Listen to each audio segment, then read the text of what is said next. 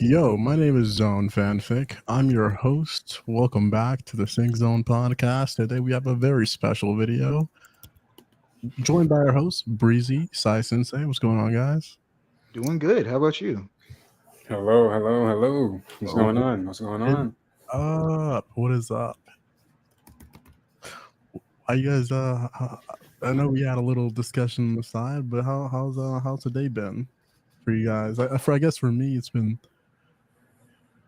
honestly, it's like raining out here, so it's been really depressing. I guess. I'm out here in the Utah area. Yeah, and yeah, it's different out here. But it's not too bad. Not too bad. The weather at the moment, I think, is probably the biggest crime. But aside from that, I think my day is not too bad. Not too bad. Yeah, man. For me, I'm out down in Florida. So when you say rain, I feel you because all it does in Florida is is rain, pretty much for the most part. It's been a slow, kind of drowsy day, for me personally. Kind of like how you were saying. So I feel you when you say that. All it's been doing is kind of rainy all day. So for me, it's been slow, and I just been kind of chilling and whatnot. Yeah, man. It's been the rain. I don't know why it's raining in February, but fuck, man, I guess it's still winter time technically, right? Yeah, that's a nasty combo. February and rain. Nah, I don't like that. But I mean, but here it's like the seasons don't even exist. Like there Mm, is no winter in Florida really. no, no, So no. I was just there about a week ago. When I was vacationing, quote unquote. But yeah, I'm out here in Georgia, and I just got back from oh, moving. bro, Yeah, I just got back from helping one of my cousins moving. Beyond tired right now, and I'm so yeah, sorry. I'm sure you can hear it in my voice, and I'm super tired. But it'll be like that. It'll be like that. That's not I'm a tiredness, family man, so man. That's not tiredness, man. This man is dehydrated. All that sweat. I remember when I was younger, I would take a shower. You got to take cold showers in Georgia, and I don't like taking cold showers. I like taking lukewarm to almost hot, right? To hot, right? That's my shower range. But in Georgia, man, if you don't take cold showers, you walk outside, you're instantly sweating. Like the brand new clothes that you thought was gonna be like you were walking outside with a fresh fit, going on a date or whatever, or go to an event, work, family event, bro. No, that fit is not gonna last if you don't take a cold shower. You're I'll gonna be real with you, man. With the I don't know if you heard, but like Georgia, we have a thing. Our weather is considered quote unquote bipolar because like last week it was very cold and it was raining, but now this week it's pretty sunny, no rain, man. And, it's nice to play ball outside, which is really really good. But yeah, Yeah, looks like Breezy popped out. Oh, that is unfortunate. temporarily. But no, I get 100% what you mean because I know when I was out there, man, there were like hurricanes and there was like I think it was like an eclipse out there. I was like, bro, where am I at? You said an eclipse. There was an eclipse. You went from a hurricane to eclipse. That's crazy. Yeah, This is we're talking about Georgia, right? yeah, there was so I Yeah. at the time that I think I was there last there was like an eclipse which caused a hurricane and possible tornado warnings.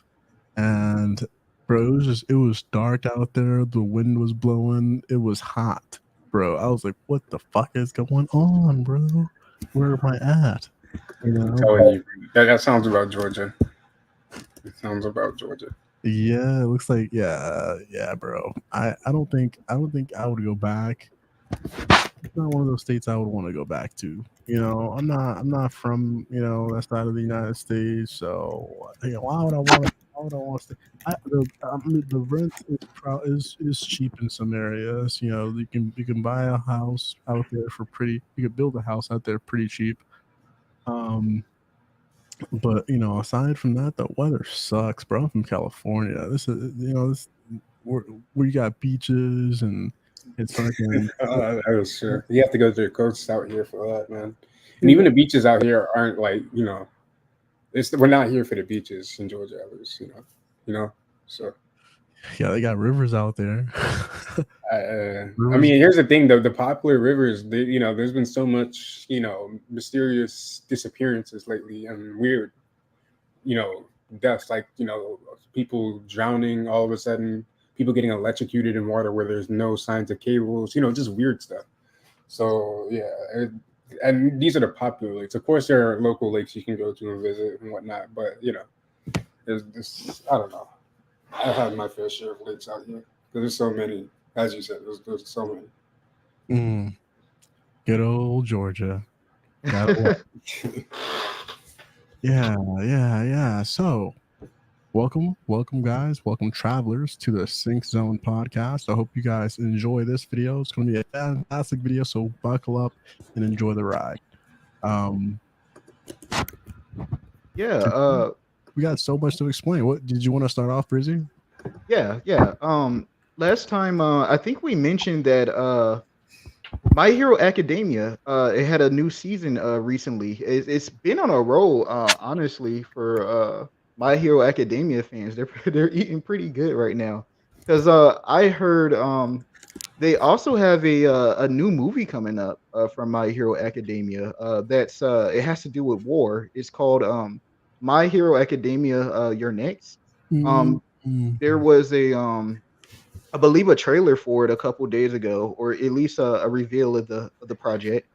It's supposed to be coming out August 2nd, I believe.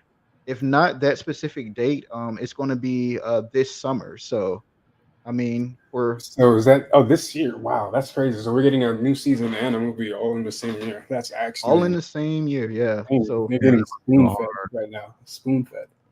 Yeah. Spoon fed at the same time. They're going in double or nothing. But yeah, man. Next up, we got 7 Deadly Sins, 4 Nights of the Pop. Oh my God, I just butchered that name. The 4 Nights of the Apocalypse. Jeez. So the anime, I believe the anime, it's been going, and the manga. This is, I believe, a sequel to the series of 7 Deadly Sins. I don't really want to talk about that because we all know how season 3 was butchered. Oof. Very tragic, very tragic. However, I heard very promising things about the anime, 4 Nights of the Apocalypse. Have you guys seen it or watched it or have read it? Because I know the manga is ongoing. It's new. I think, because I see it on Manga Plus. I think there's about like 140 chapters out. So it's been going for about 2.5 years. That seems like probably 3 years, given that a lot of mangakers have been giving breaks and whatnot. Talking about the manga or the anime for 7 Deadly Sins, 4 Nights of the Apocalypse? The manga. Oh. Both, honestly, both. Well, I'm not exactly familiar. I'm animated only with the 7 Deadly Sins, 4 Nights of the Apocalypse, so I wouldn't even know if there's a manga for that. But I was a huge fan of the original 7 Deadly Sins. I love that series. I loved everything about it. It's goofiness, its story. It was very, very unique for what it was, and I think that's what puts 7 Deadly Sins. It kind of gives its fan base their own, I guess, appeal for its uniqueness. So and I think 7 Deadly Sins, 4 Nights of the Apocalypse are a lot like. It's a lot. I didn't even know there was a sequel, to be honest. Yeah, nothing from what I've seen so far. I'm only a few episodes in, but nothing that I've seen so far has given me any suggestions that this is a sequel series. So I think that's something interesting as well. That I'm only maybe a few episodes. There's not that many episodes that exist at the moment. I think there's only like 12, maybe 13 episodes out right at the moment, if I remember correctly, and I'm about maybe a little over a quarter of the way. So, is it still ongoing? Like, is the season done, or how is that? I'm assuming it's seasonal, for sure. It's quite possibly, yeah. Typically, 7 Deadly Sins is seasonal, so yeah. I think for this season it's probably been wrapped up. It looks like Netflix just dropped the entire thing, like every single. I love that. I'm not I, gonna. I hate when Netflix does that, but it's also on every other anime site as well. You can find Seven Deadly Sins, Four Nights of the Apocalypse. There's got to be an acronym for that somewhere. No, I agree. Especially when I'm in a tired state, I just fumble and jumble my words, man. I'm just. Yeah, that's why. It's one of Whenever those words. people speak of Seven, I haven't seen it myself, but it's something I don't know why I've been putting it off. It's something I've been wanting to watch for a minute. But whenever people speak of the Seven Deadly Sins, they speak of it very fondly, and they always say, it's something that I should definitely give a try. And like you said, Zone, they said it has a very unique factor to it, but I'm very Yeah, curious. I mean, I haven't seen it yet, but what was wrong with season 3 compared to the rest of it? That you didn't like. Wait, what'd you say? What was wrong with No. I heard what you said. That what is did you answer Zone? No, I was just basically adding to it. I was like, what? Basically, what did you see wrong, or what was there specifically that you didn't like within season 3? Yeah, the animation was just, when you compare it to previous seasons, it was just like dramatically decreased. It wasn't on par with the other seasons. The story, of course, was still great, but you could just see like they cut a lot of corners. Oh, okay, I get you. Like a lot of corners, like animation. It went from a nice 80 to a cool 40. Gotcha. Like animation wise or storytelling wise? Animation wise, storytelling wise, like the I don't know. It added an impact to the overall, just the energy and suspense of everything going forward. Because you knew how everything was presented before in the previous seasons, and how it's being presented now. It's just everything just felt a lot more, just lackluster. Even the voice acting, I don't know. You have to see it for yourself. It's unfortunate. I mean, I definitely saw, but I'm not quite sure without. I mean, I don't know. Personally, I didn't catch it. I'd say I'm a pretty good fan of Seven Deadly Sins, but it's been a while. Definitely been a while since I've watched it. It is seasonal, so I wouldn't judge it off of a seasonally, I guess. I think I was at a point to where I kind of forgot about it to focus on other anime, and then came back to it and kind of binged all of it. And so I don't know. That's an interesting. Yeah, it's definitely interesting that you say that.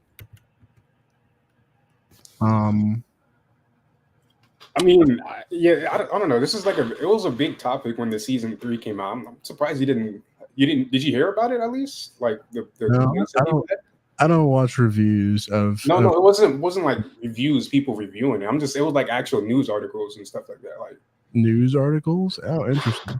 You can just look it up, like the downfall of Seven Deadly Sins, and you'll see like a lot of people made articles on season 3 and why it wasn't successful and whatnot.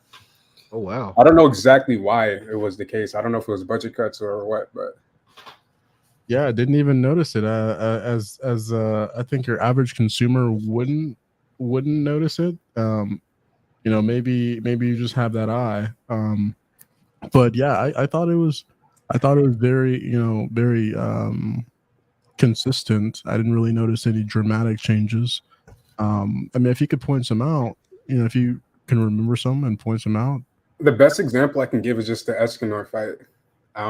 Escanor fight, okay. So yeah. toward the end. You said what? Like, so toward the end. Yeah, I mean, that's just one example that stuck out in my mind. What was wrong about it? There was a lot of like parts of the fight where they would, it's just like back and forth, animation. You know what I mean? Like Dragon Ball Z-esque animation, where it's just like, you know what I mean? Instead of fluid, just but there's cases of that throughout, a lot of episodes in season 3 with the fight sequences and just a lot of the sequences.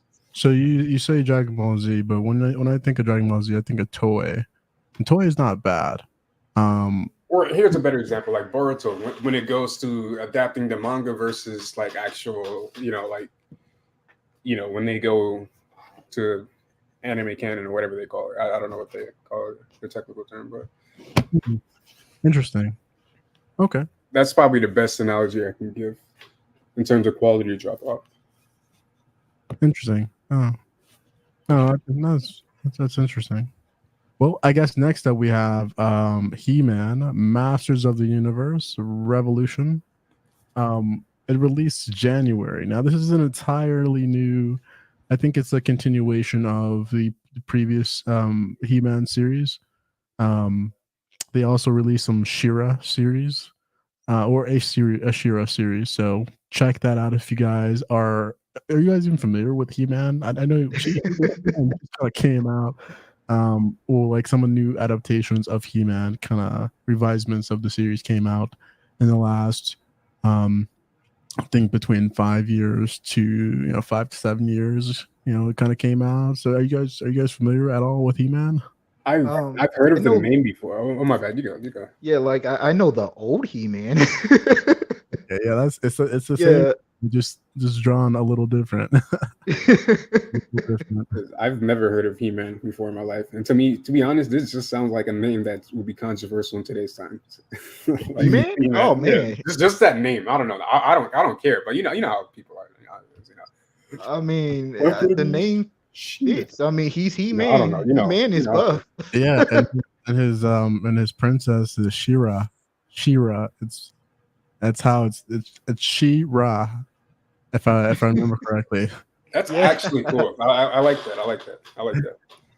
But what is He-Man? Is it a part? Is it like a Marvel thing, DC thing? Is it its own thing? Like what is He-Man? Like I think He-Man is his own thing, right? He-Man is its own thing. Yeah, he's the master of the universe. Although I believe there were some cross universes where He-Man essentially battled like Marvel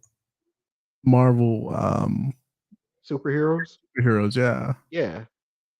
I'm trying to remember what those were. If you remember, Breezy, let me know, because I definitely forgot. But yeah, He-Man is actually he's the master of the universe. He has the power. I have the power. No, but it's definitely an older series, and I think especially this decade won't really get an appreciation for He-Man, because it's something that a lot of people that grew up in the that were born in the 80s and 90s, they were the ones, I guess, that really kind of were able to see He-Man in his full glory in the first adaptation of He-Man. And so yeah, I guess the story behind him, it's very simplistic. It's really just the way that they kind of go about each episode, and they're taking a new twist with this, with Skeletor and He-Man.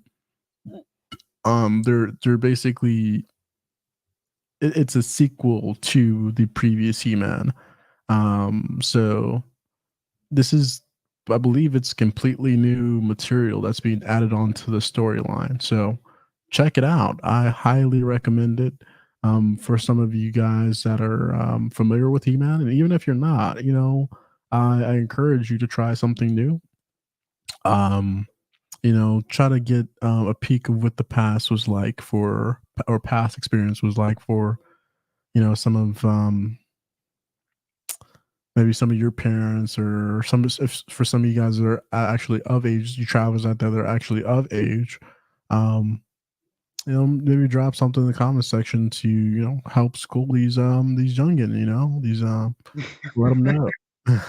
Man, I'm curious what they do with Skeletor, because like Skeletor was that villain. Like I just want to know. You kind of piqued my interest with this one. Like the best way for you, Sai, like that I can describe He-Man, think of like superhero Hercules, kind of. That's kind of how I saw him when I was really little. Yeah, I think he's like essentially American Hercules. Yeah, that's a Not good way to put it. not American Hercules. He's like, but yeah, I guess that's a good way to put it. Yeah, it's like American Hercules. um, yeah, he's not the most appealing character, and especially nowadays, where small frames and transformations are more internal, and then they become external as the character changes. Well, this He-Man, little different. You can really see. I think She-Ra is probably my favorite between the two, He-Man and She-Ra.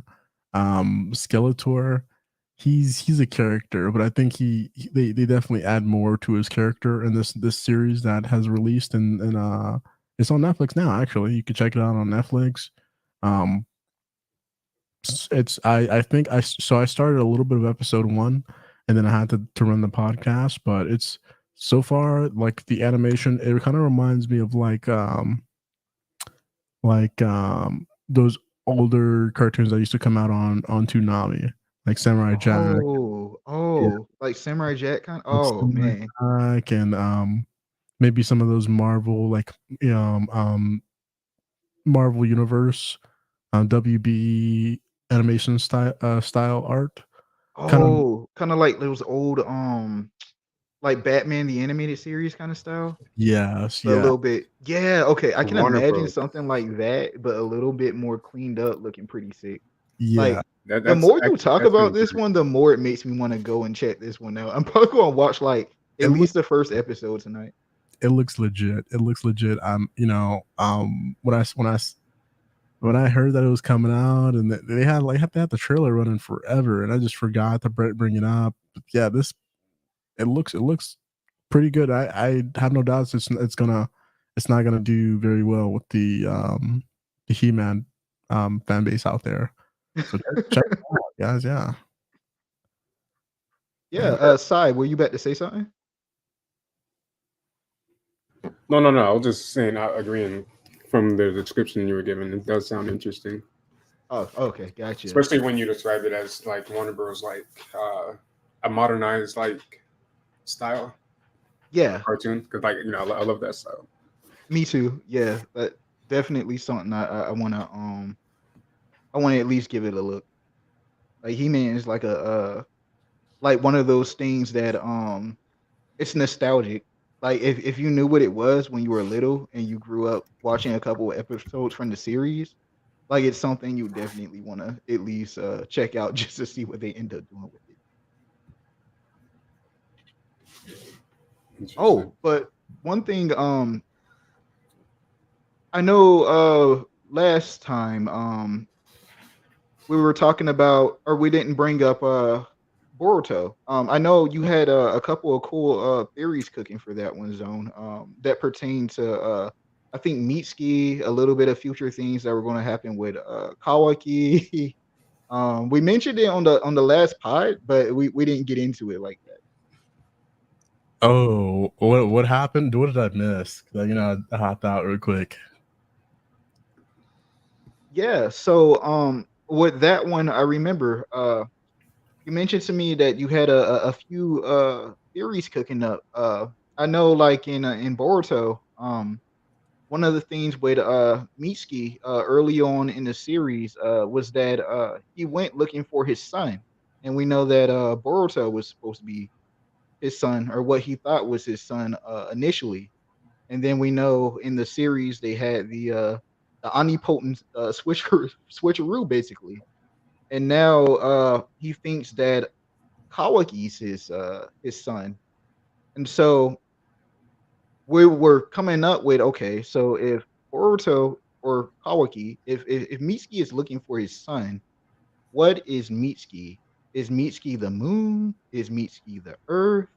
And I know you specifically had a theory cooked up for that. Yeah. First off, I want to applaud you on that fantastic segue. I I've thought about this. I've made multiple theories on this. For me, it would make sense if Boruto's looking up at the moon. Sorry, Mitsuki, if he's always looking up at the moon and looking for a sun, right? It seems to me that there may not be. There's always this kind of reflection type of um, presentation when it pertains to the moon. Representation, whether that's Infinite Tsukiyomi or what have you, right? Whether that's Tsuneri on the moon. So I definitely think that the significance lies within Boruto as the medium, right? So if Sarada is the sun from her Mangekyo, right? Let's say Boruto's the moon with his Jogan that we probably will see sometime soon, and I will follow up with that very soon.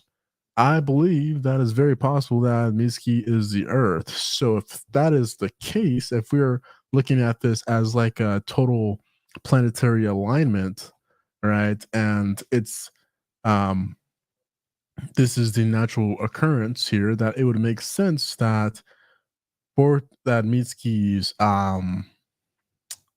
essentially perspective not being in the right place, or him not being there mentally, or being very just not Miski like.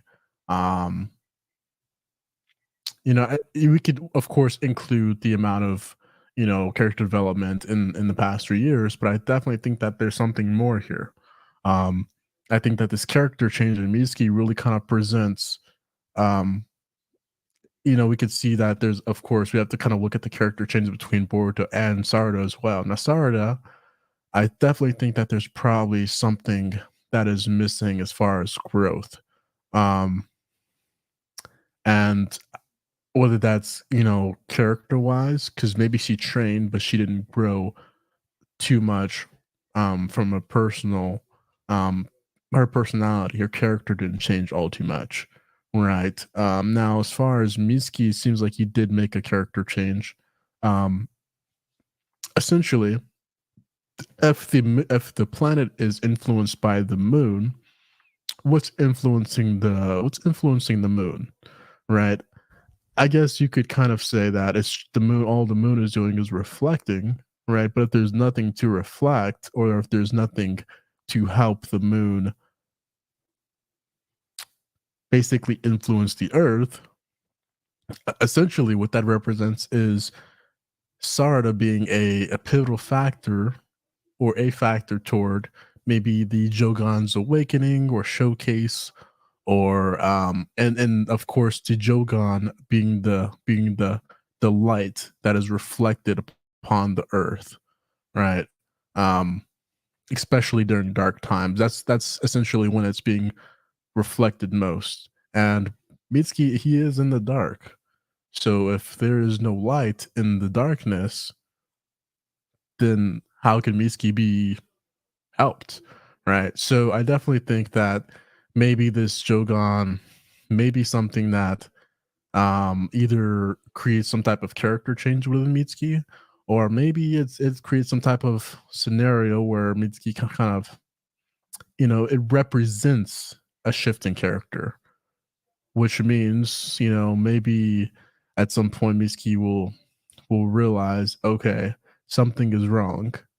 And maybe he'll have a change in character, right? But I definitely think that if this is the case, and Boruto and Sarada are the complete alignment to Mitsuki's moon, then it would make sense for Mitsuki to be the one to kind of trans to um be a pivotal factor to overcoming, um what's the move called, omnipotence, right? Omnipotence. Yeah, yeah. And I feel like one thing, I think a lot of people that aren't really um sure about what may happen if Boruto and Mitsuki, go at it for a while next chapter. I think we'll definitely see that there is a possibility that Mitsuki may hold his own to a degree. Um and it is perceived that he won't, because Boruto's kind of dialogue. But I think that what we may see, I don't think it's the fight that's really going to be um as emotionally impacting, but it may carry some significance. It'll I agree mostly, with you on I that one. think, it'll be mostly the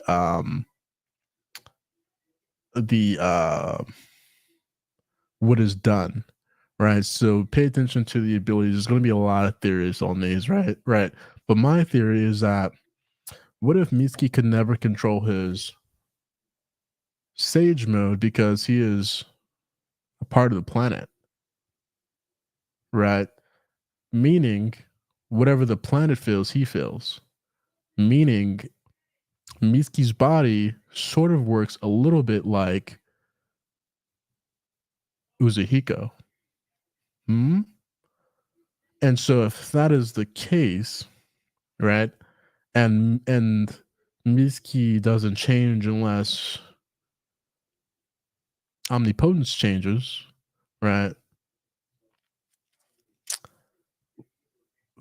What are some things that must be done to ensure that Mitsuki cannot kind of be a factor in this, right? Is someone going to have to? I don't think Mitsuki is going to have to die at this point. If any point was a point for him to die, I think it would have been prior to the time skip, but it's far too late at this point. Um, I don't think it would hold. It would carry, the board fan base would make it carry some significance. They would make it, mean something, and of course that would give the creators more leg room to work with, more time to work with. Um, there were some interesting posts that came out this week as far as Boruto goes. Well, I don't know if you guys, I'm sure you guys have seen it. Essentially, right? Ikimoto drops the final chapter has finally arrived, and we are now diving headfirst into the youth arc. The subtitle, "To Blue Vortex," has been shortened to 2B or TB, sorry, and Yeah. left in volume 1. Some may say, "Oh, there's a volume 1 out." Let's take a look. But if you're one of those who exclaimed, "Wait a minute, this is a continuation of Naruto Next Generation's Volume 1," I'm um I'm sorry to say that it's not. The main story continues from Naruto Next Generations. The so-called youth arc, for those of you that are unfamiliar with it, feel free to check it out, or better yet, just enjoy the ride and imagining the past events. Okay. But once you start reading, you might find yourself more curious about what's happening, what's next, what happens next than what happens before. Brace yourself for what's come to come. So that's a very interesting message by Ikimoto um, Mikio. I think that's his name. And we can argue too. I don't mean to cut you off, but he made statements in the past, and a lot of those statements weren't really owned up to, like him stating that the time skip is around the corner. Some these statements are still left out in the dust. Like for example, Kakashi, him stating that Kakashi will have relevance in the time skip. But this was back when we had a different writer in the scope, Kodachi, I believe was the name, Ukio Kodachi. Yeah. But yeah, he, of course, with that during that time, there was a whole different planning and scheduling, a whole different direction that Boruto was going in. Now, Kishimoto's recently taken back over, and things are different, very, very different. So we can definitely argue that these statements are legitimate and more than likely accurate, being that Kishimoto's more, he's going to remain, taking over Boruto. So I'm very excited to look forward to that. I'm hoping that we get more and more flashbacks of what happened in Boruto's events during the time skip. His training with others. I'm pretty sure we all know he had training with Kashin Koji. He stumbled upon him, at some point. So I would love to at least figure out that interaction. But yeah, this is just going off a rant. But yeah, just wanted to throw that out there. We can definitely assume, it's safe to assume that Ikimoto's, his statement is definitely accurate. So yeah. Yeah, my bad. I was just kind of ignore my face. I was kind of looking at some of these theories. I dropped a few theories in here. I definitely feel like, yeah, I think you're on the right page. Since Kishimoto is on, of course, in the limelight. Essentially, what that would mean for Ikimoto is that his words may carry some more weight, as opposed to how they did in the past. And I think that may be something to consider, but it's not really something to kind of put your foot on, I guess. Of course, take it with a grain of salt. Yeah. Grain of salt. Yeah. I also want to add as well. I think there's a lot of merit to your theory too, because we don't know. They never explain like why at all Sasuke gets these feelings, but Sasuke just gets these feelings throughout Boruto, and we saw like when he told Boruto before he sacrificed himself against Cole's army, he was like, "Look, man, like I don't know why, but I had this feeling that you and Sarda are the key to ending this. Take care of Sarda for me." And that's very interesting, given that you were saying that, you know, your theory about Sarda being like the sun's light, and then together with Boruto being like the moon reflecting the sun's light, those two line up, and it kind of just lines up with Sasuke's statement, really good. And then we got Mitsuki, where even like I like little details like this, like Mitsuki's name.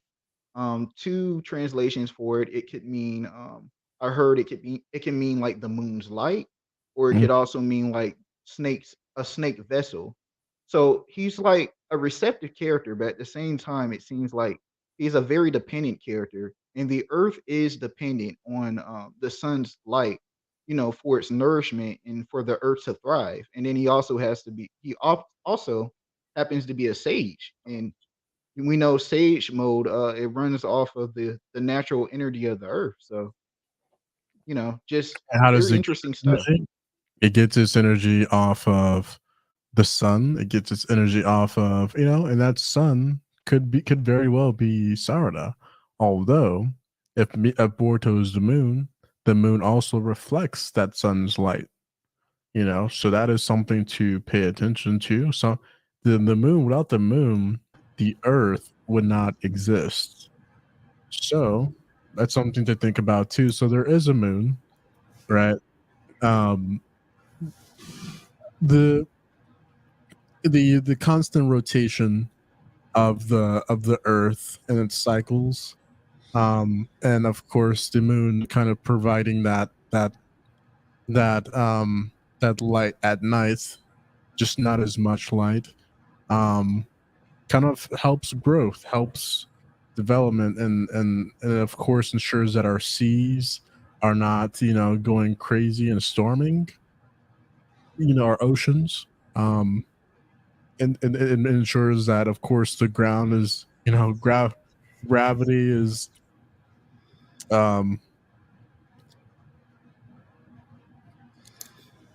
level, is of course balanced. There's so many pivotal factors that the moon provides essentially for the earth. If we're being honest, man, it's a three-way deadlock between the earth, the moon, and the sun. Like they one can't exist without the other. And it's like, we could see the same correlation and analogy between Boruto, Sarada, and Mitsuki as well. Like one benefits the other. I believe Sarada is the light, but Sarada helps Boruto, Mitsuki, Boruto helps Mitsuki, and I don't want to say Mitsuki helps Sarada, but it's more or less for Boruto and Sarada, it's mutual, So, I thought it was very interesting that on the chapter that Naruto disappeared, wasn't that there's a chapter right after that where Sarada awakened her Mangekyo. And so I feel like this was like almost too obvious, right? Where one sun disappears, one person we know obviously is a sun, and one person pops up with a Mangekyo that looks like a sun. The correlation is uncanny. It's too That's there, news to me. That's a very prevalent theme in Naruto, Boruto, everything. When one thing is lost, another thing is gained in some light. So like you said, one son is lost, Naruto in that sense, and with that, she gained her son, quote unquote, with her Sharingan. So yeah, that's a very I like that. That's very, very true. Very, very true. I also feel like there may be some counterbalance here with the sun and moon. So there may be an opposite sun, and that I feel like that person may be Komaki, and there may be an opposite moon, and that person may be maybe that's, I don't know, maybe that's some other person. And then counterbalance may be counter to Mitsuki. Also, I think what we just said kind of proves the statement that you made earlier. With the wake, just the same way Sarada awakened her son through the loss of that of Naruto, Boruto may awaken his moon, his moon eye, quote unquote Jogan eye, because it looks like a moon. So that's the analogy that I like to give. But he may awaken that through the loss of something as well. Hopefully, it's not It could be, I don't know. Hopefully, it's not something that's too close to us, but I don't know. That it may be in the same way, like lost in the sense that it's not like a live loss, but it's more or less our consciousness loss. But I don't think that's going to be the case, because we already see Boruto is in the state, with his master in a lost state of consciousness. So we don't see that he gained anything in that process. However, we could be wrong. He's just hiding it, using it when he needs it, when that time is right. So it could be one of the cases where Kishimoto just hides it and he just finally flashes it, in that flash force sequence. That could be the first instance that we see it, or a moment prior to that. Because I don't know, it seems like in that moment he's just awakened it or something like that. It definitely seemed very new in that moment. So I don't know. Because Kawaki is stunned about the Jogan eye. That's an interesting take. I felt the need to kind of drop some poetry on you guys. Some poetry 101 by Zone FanFic here, live. Better rhyme. So yeah, as far as so unlike the sun, right? And I will get back to the sun, but unlike the sun, the moon disappears. Sorry. Right? It disappears seemingly in our eyes. And I guess you might say the sun does that too. But the sun is always there. You can always feel the sun's warmth, right? When it pertains to the moon will disappear. And realistically, what happens to the moon is it relocates, right? The rotation of the planet, right, passes, and then we see the moon, right, about the next day. But when it pertains, or 12 hours later, right? Sorry, we'll say the next day, right? And so I think for Mitsuki, it's almost poetic for him to kind of believe that, there is where is my light? Where is my sun, right? His light again, he looked at the moon, right? And I don't exactly recall the exact line at the moment, but I don't believe it had any significance toward him being the moon, right? It was more so suggesting that, he was looking for a moon. And so when I think about the let's come back to the Otsutsuki for a moment. When I think about the Otsutsuki, right, I also think about the cycle. Let's say a cycle of an Otsutsuki. I also think about the cycle of the moon, right? So I try to think. I thought about this for a while. What if the Otsutsuki is essentially like the moon. So I'm sorry, like the sun, right? But just a the other side of the duality, right? So like the moon, like the sun has a cycle, so does the Otsutsuki. And their cycle being instead of a nebulous sorry, instead of a um what's the cloud called? Birth through what cloud?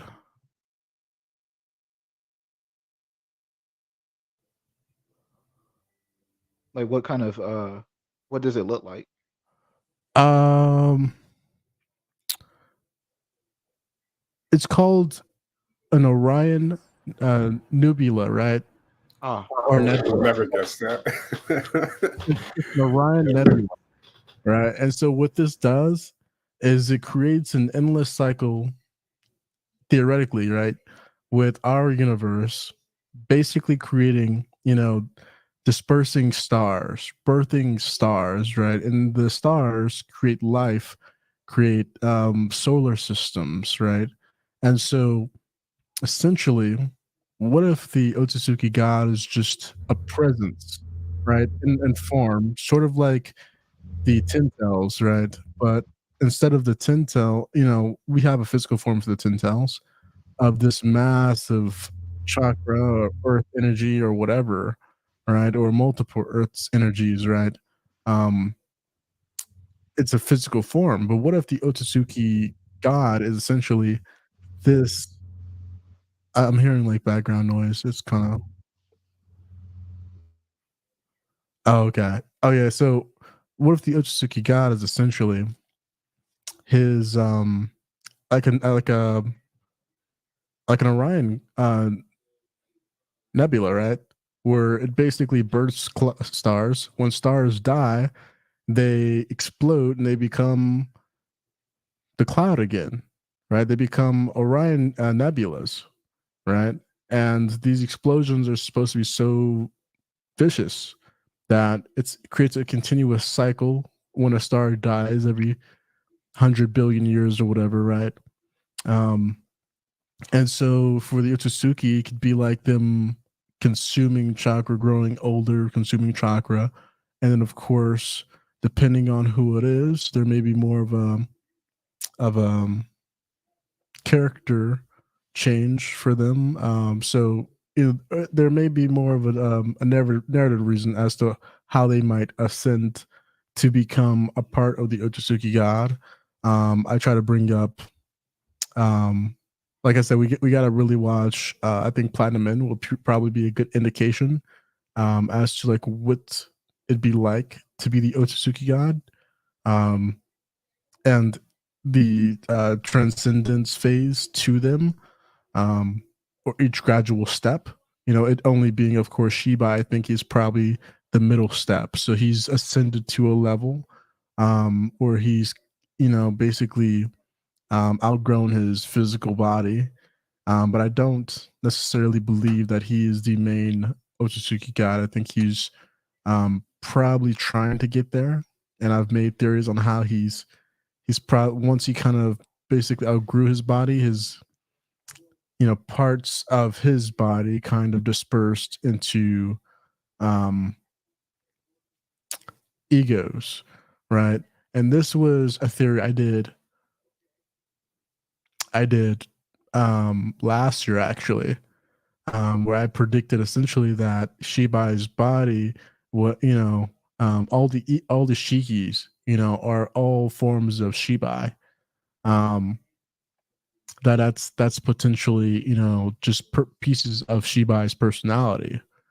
um and I think just to kind of get back to chapter 7 or chapter 7 predictions, I think that when it pertains to um what's going to happen next, I definitely think that it's going to serve some purpose for um for the overall plot, if Mitsuki is kind of trying to come to some type of, or is able to kind of come to some type of character shift, right? I think that's all that's necessary is a character shift for this to kind of happen. What do you got? What are your thoughts on the whole take?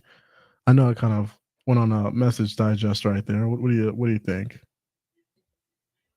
Yeah, I agree with you. Like, I'm just hoping to see, just a character shift with Mitsuki and just how it goes. I don't want it to just be, a fight next chapter where he just kind of gets tapped and done. I want it to have some kind of significance, and I want Mitsuki to kind of start doing a little bit of thinking after, you know, however the outcome ends up being.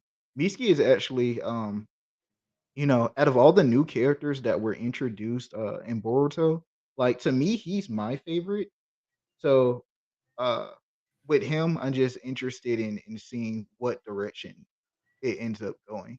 But I I, think the theory that you came up with is very interesting. I think he's going to be a more important role than we think he is. At least when it pertains to omnipotence, right? Since it's affecting him the most, I think his main battle to overcome is going to be omnipotence, right? And I think we're going to see the beginning of that and how he may able to affect omnipotence to a degree. And it may not be Sarada like I thought it was. I thought she would have some type of like domain expansion type of thing where it'd be like a certain type of area or like a small group of people that she could sort of undo the effects of omnipotence. Yeah, But I almost thought something like that similar with her Mangekyo. I was thinking it was something almost similar to how they were doing with the Infinite Tsukuyomi, how they cast Infinite Tsukuyomi on the moon back in Shippuden. I thought she would do something similar, like you were saying with like a domain expansion, almost like a large scale genjutsu that she could reflect off the moon with her eye that would wake everybody up to what was going on. Similar to how she was able to convince her dad to help Boruto out a little bit. I I, do definitely think that her dojutsu, like her mangekyo ability, I think it's going to be something that's going to you know be the opposite of that of what Ada has. So I definitely think it'll combat omnipotence, and I think it's going to be the key in saving at least. I don't know. I think it's going to be a combination of Baruto's actions and her eye and her powers, but we have to see. We could we haven't seen anything yet. But like going back to what you said with Sasuke and her dad, I think that's one of the key in that moment. That was the key driving factor in him, saving Baruto. Not just her words, but her mangekyo, her the ability and the eye activating stuff. Not just him seeing, dang, my daughter is activating this ability. I know, this only comes out when it's, times are serious. I don't think it's just that. I think it was the actual the dojutsu itself. And it's just, it's being hidden behind that layer, you know what I mean? Yeah, yeah, I agree. Being hidden I behind the always thought there events. was something else to that. I find it very interesting that if let's say if Mitsuki is one of the main factors toward basically whether that's through instances through random, what are those instances called where they're the kind of random um I think let's say that let's say Mitsuki is one of those main factors toward kind of undergoing or understanding more of how to kind of um at least when it pertains to uh, not speaking from a narrative sense of course, but for the characters to kind of understand more of how to reverse um omnipotence, right? Now we see that Sage mode, right? We even saw it with Naruto's BG mode, right? Um, how it kind of it essentially um was able to kind of affect the landscape. You saw trees growing based off of his emotions, right? And so Mitsuki, what if Mitsuki is a factor and his emotions are kind of keeping omnipotence at bay, right? So if his emotions fluctuate, what if it weakens omnipotence, right? Um, but if he's close by, what if it makes it stronger, right? I feel like that may be, depending on, of course, the mood, the attitude, um, and then of course how they kind of um his character direction. So if his character is motivated to do, not in a good um pr- um energy, I guess you would say, because Naruto Boruto is very energy based, right? Chakra is influenced through emotion, and in the sense energy, that is energy, right?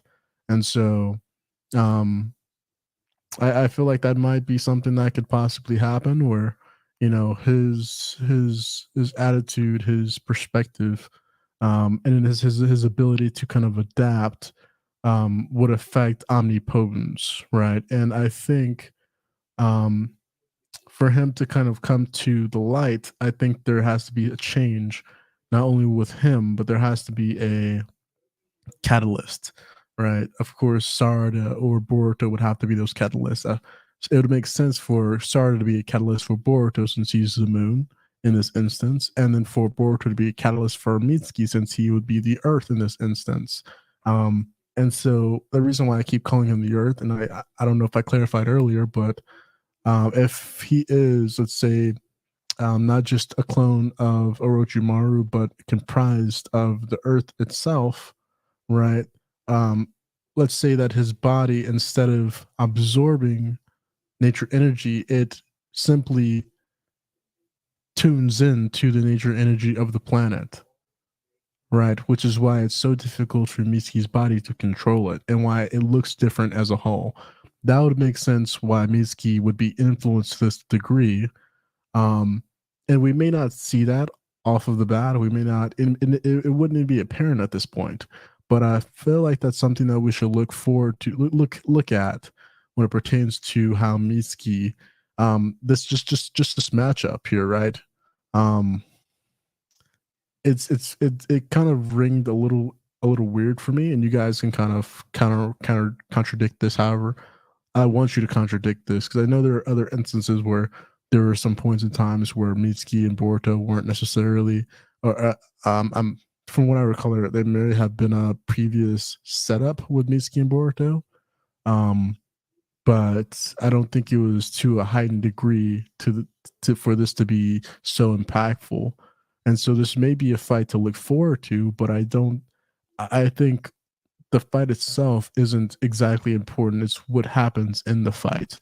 Um, the character change, or the character shift, if there is one, maybe a realization, right? Or, a certain ability of how Miski uses. Because you can see, if I remember correctly, it doesn't take him that long to go into stage mode. He doesn't have to close his eyes, relax. He simply snaps into stage mode, right? Um, and it makes sense for as far as like him controlling it. So I don't know. What do you guys think? What are your thoughts on that?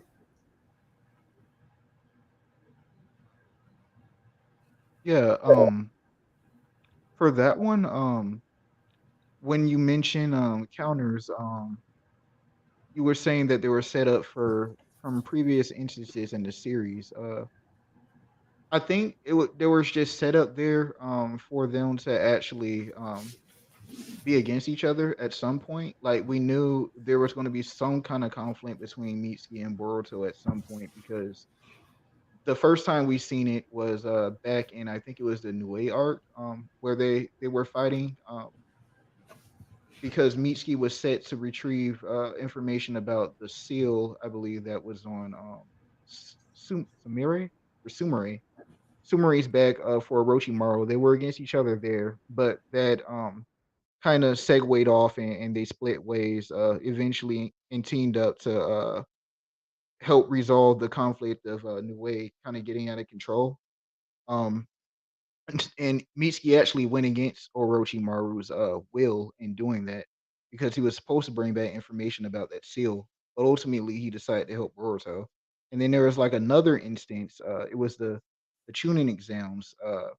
We didn't actually get to see the actual fight for that one, but after the tuning exams, the second tuning exams went down. Mitsuki and Boruto faced off kind of off screen, and then after that, there was an instance where right before Boruto got into part two into Blue Vortex, when Mhm. Mitsuki kind of snapped, like you were saying, like he just kind of tends to snap, and he was telling Sarada to get away because he didn't have any control over himself. After he heard that Boruto got his eyes slashed by Kawaki, and he was going after Boruto. But again, we don't actually get to see them fight because Boruto, he avoided the fight. There was no reason for him to stay there and cause further conflict because he was confused at what was going on. So it's been building up for quite a minute. So we know there's going to be some kind of conflict between these two. But I think, like you said, I just agree with you on the point where I don't think it's so much about the actual fight itself. There's something that Mitsuki is supposed to be getting out of this fight. And I think we'll see that in the next chapter. I 100% agree with that. And I think this is going to be a fight where we're going to see Boruto strategically use his moves against Mitsuki in a way of like, to wake him up and smack him, some sense into him like, hey, I'm him. I'm your son, bro. Like that's me. I'm the guy that you've been missing the whole time, So we're going to see that like with each move because, we're going to see two key things. Number one, he's going to be attacking Mitsuki with zero killing intent. He's going to hurt him for sure. He's going to bang him up. That's why he says he's going to get a little rough. He's going to have to knock some sense into him. But at the same time, he's also going to make sure that he uses moves that Mitsuki is familiar with, because they were, on the same squad together. So he has to be familiar with his old son's move. So we're going to see those two key things in this fight. I don't think Boruto's going to do any crazy fancy stuff, and that's why it's going to be a quote unquote. It's going to at least appear to be a struggle for him at the same time because he's not going to be over the top, being flashy, using five clones, and then all of them using the Uzuhiko at the same time. No, we're not going to see no crazy stuff, and then all of them using Rasengan. That'd be crazy, but nah, we're not going to see that. I feel like it's going to be like it's going to be a close battle, quote unquote, but it's not going to be. Like Boruto's going to be clearly the victor, but at the same time, we're going to see those elements at play. Like Boruto making sure that he's going to let it be known, like yes, I am the actual, the son that you've been missing, the true Boruto Uzumaki. So at least that's what I'm hoping. But like we shall see. We shall see. I feel like I agree. I gotta say I agree. We're probably gonna see a lot of Kekimura, Torta, something like that. Basically, lightning combination releases, and then the possibility of maybe a Keke Genkai, maybe. So I think before that happens, there has to be some type of course, something to happen, something to occur. It'd be a little weird for that to just happen. Something else that I kind of wanted to touch on before we kind of go past Boruto is there was something else that released. He dropped, I think Ikimoto dropped a bunch of stuff this week. It was a little interesting, and I think he may be kind of trying to say that maybe I don't know. From what I gaze off that previous message, and I could be wrong. I may need to kind of read into it because it seemed like a lot of fluff. But quite possibly, are we going back to the Uzumaki, to the to that period, to kind of or was he talking about the time skip? I really have to again kind of go back to that message, and I'm not finding it on Discord for whatever reason. Was it an editorial post? Yeah, it was.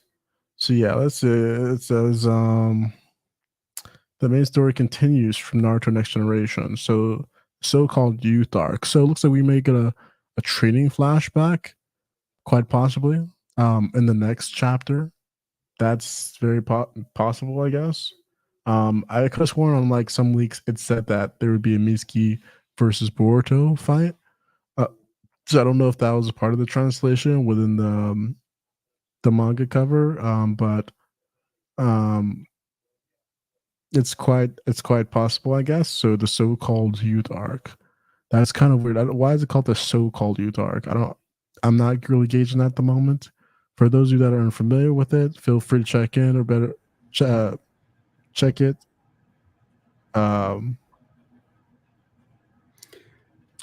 Yeah, I'm on the same boat with you. The wording of that whole section and the way it was introduced is just kind of it was wonky, you know. So it's the way to interpret it. Anyone it is very open ended. So I'm very intrigued about the youth art, what it means, and I hope it gets clarified at some point in the future. and then So, another message, right? It says, "All right, folks, let's take a trip down memory lane and recap the events." If I could show this, I will try to present this. Um, if I can, yeah. All right, so um, all right, folks, trying to take a trip down memory lane and recap the events of the road part. Looks like it's cut off. But that's the divine magic of omnipotence and the fate altering reversal. Fate altering reversal. What does that mean? Does that mean there's a potential? And you got to note, I definitely came up with this theory for, a possible reversal days before this came out. This released this week. I dropped these messages last week. So yeah, it's kind of funny. It's a little bit. Oh, let me jump back into that. Kamiyo Tatutsuki or Otsutsuki used to be a god. I think that I don't mean to cut you off, but I think the kami, like the text spacing is weird. It's supposed to be kami otsutsuki. Kami and Japanese that usually means God. So yeah, it's like God otsutsuki. Oh, Yeah, I think it's just rough translation, like Sai was saying. Because if you split it up, you get Kami Otsutsuki. So then translated, it would be the Otsutsuki god.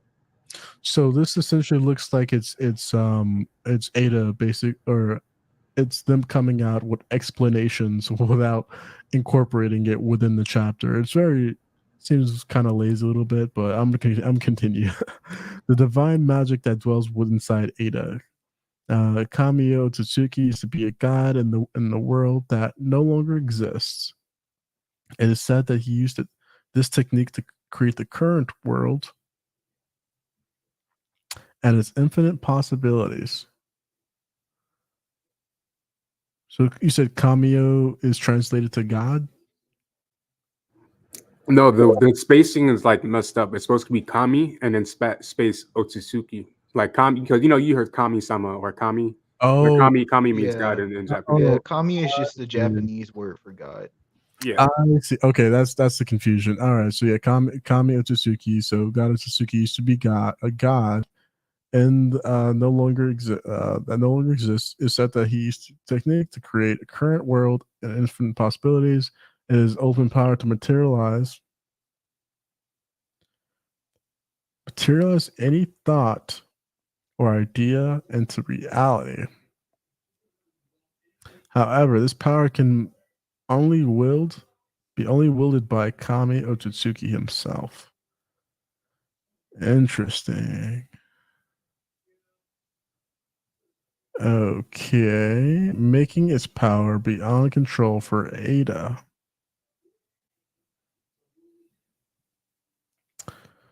Currently, Ada's ability is limited to manifesting only her untapped desires into reality without any conscious control over it. So, that begs the question, did Shibai have this power as well? And could Shibai control it? Like, was Shibai trying to manifest this amount of proficiency with omnipotence? Is that why he tried to keep ascending? Because it kind of be a little weird if that would kind of make sense more to me why he would want to ascend. He is an Otsutsuki, so Osukis are known to be parasitic. Um, and so, with this, um, it kind of presents the question, I guess, did Shibai have this power that was there passed on to Ada um, via the distribution of his replicas? Um, and of course, that was passed on to Ada, who was able to kind of manifest that. Now that's all headcanon at the moment, but that's very interesting that that's out there. Um, and of course, here we don't really have much. We have, um, you know, just another. It looks like I can't really read that. Cannot my I can't. It's too small. First of all. Too small. First of all, second of all, Way too small. it's in Japanese. So that's it makes it even worse to kind of try to understand the kanji and stuff. Um, but yeah, that's what we have here, guys. For Boruto, there is, I think, at one of these points in times, we'll be doing a full Boruto theory video. It may be its own special segment. Look forward to that. That's when we can kind of piece the theories together and give you guys the most groundbreaking theories that we know, are known to man. So, I mean, did you guys have anything to add as far as the Boruto side goes? No, I think we pretty much talked about all the points I could think of that we wanted to present for today. Everything else I think we should save for next segue coming up soon when the chapter gets a little closer. All I gotta finalize is say this. Just keep in mind while all of this is going on with Mitsuki and stuff, there's a lot of outliers out there. Like we have Code dangling around. We still have Momoshiki, who hasn't been even mentioned, So, there's that factor. And I feel like Momoshiki, that's going to be a very, very, very big surprise. We're probably not going to see Momoshiki's appearance until like 20, 30 chapters to where we really, really forget about, really forget about him. So, there's, a lot of these, small little things just to, keep in the back of our minds just going forward. So just a reminder. Yeah, is Momoshiki the one that's actually suppressing Boruto's Jogan? Like, is he the main factor in this? That's That's a good question. I wondered that too myself, honestly. Back on the same topic. It's just, but yeah, of course, yeah. More Boruto, or a Boruto segment coming soon, real soon. So look forward to that. Next up, we have Star Wars: The Bad Batch. It's a series that's on Disney Plus.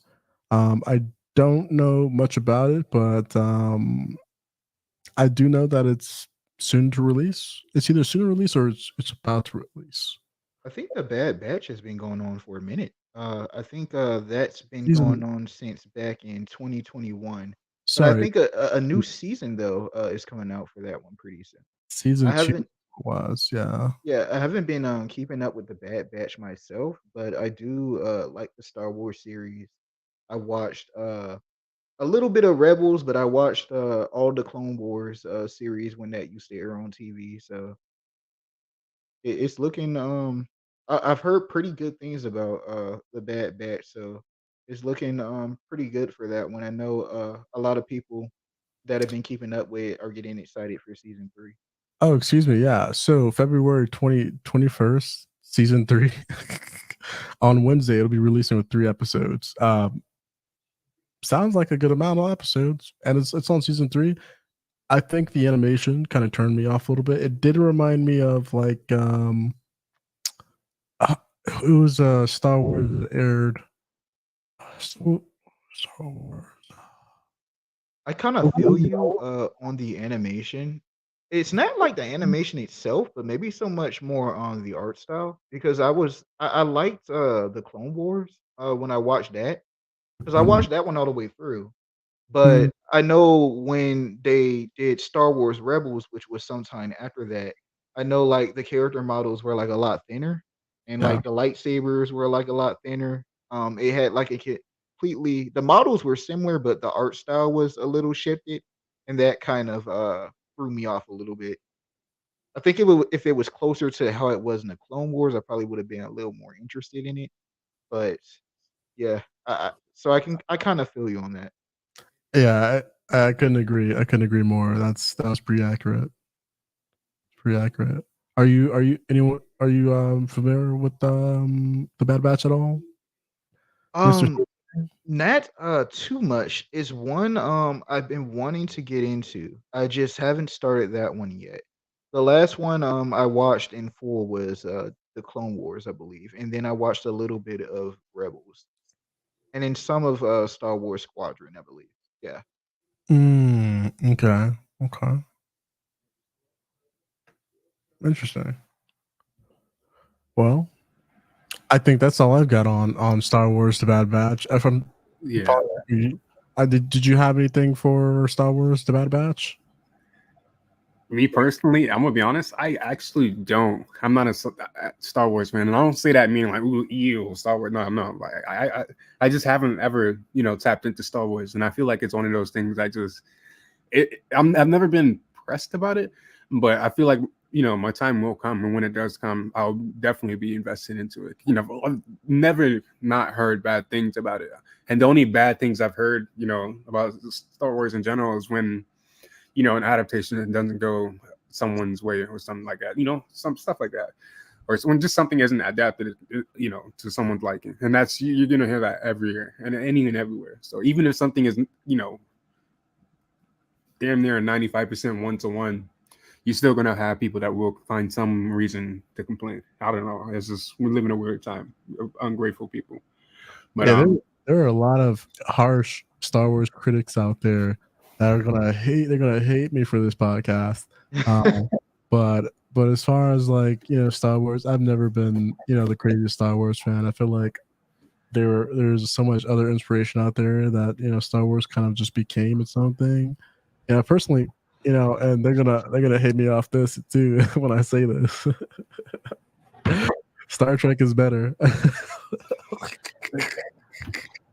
Hey man, I felt nothing when you said that. So good blood over here, man. Good blood over here. Yeah, but I think Star Trek is better. And but as far as Star Wars, yeah, I'm not the craziest Star Wars. I have seen a few good Star Wars movies. Believe me, the Star Wars movies that have came out, except for like the ones that came out the last decade, have been pretty good.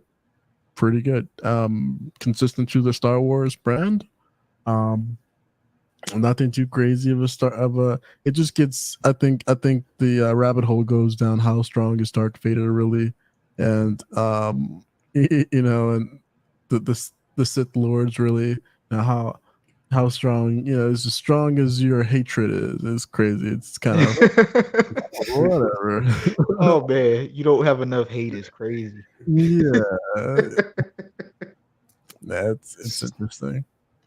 But on the topic of hate, we have Demon Slayer not season 4, the new movie coming out in February 29th, coming this year. It's going to be titled The Roar of Victory. And the reason why I said hate, because I know a lot of people aren't going to be happy about this, but even though it is a movie, I believe they are going to air the last 2 segments of the Swordsmith Village arc, like the last 2 segments of the finale. So, which is I believe the last episode. So that's going to be the beginning portion of the movie. So it's not going to be anything new for the first, I believe, 50 minutes of the movie.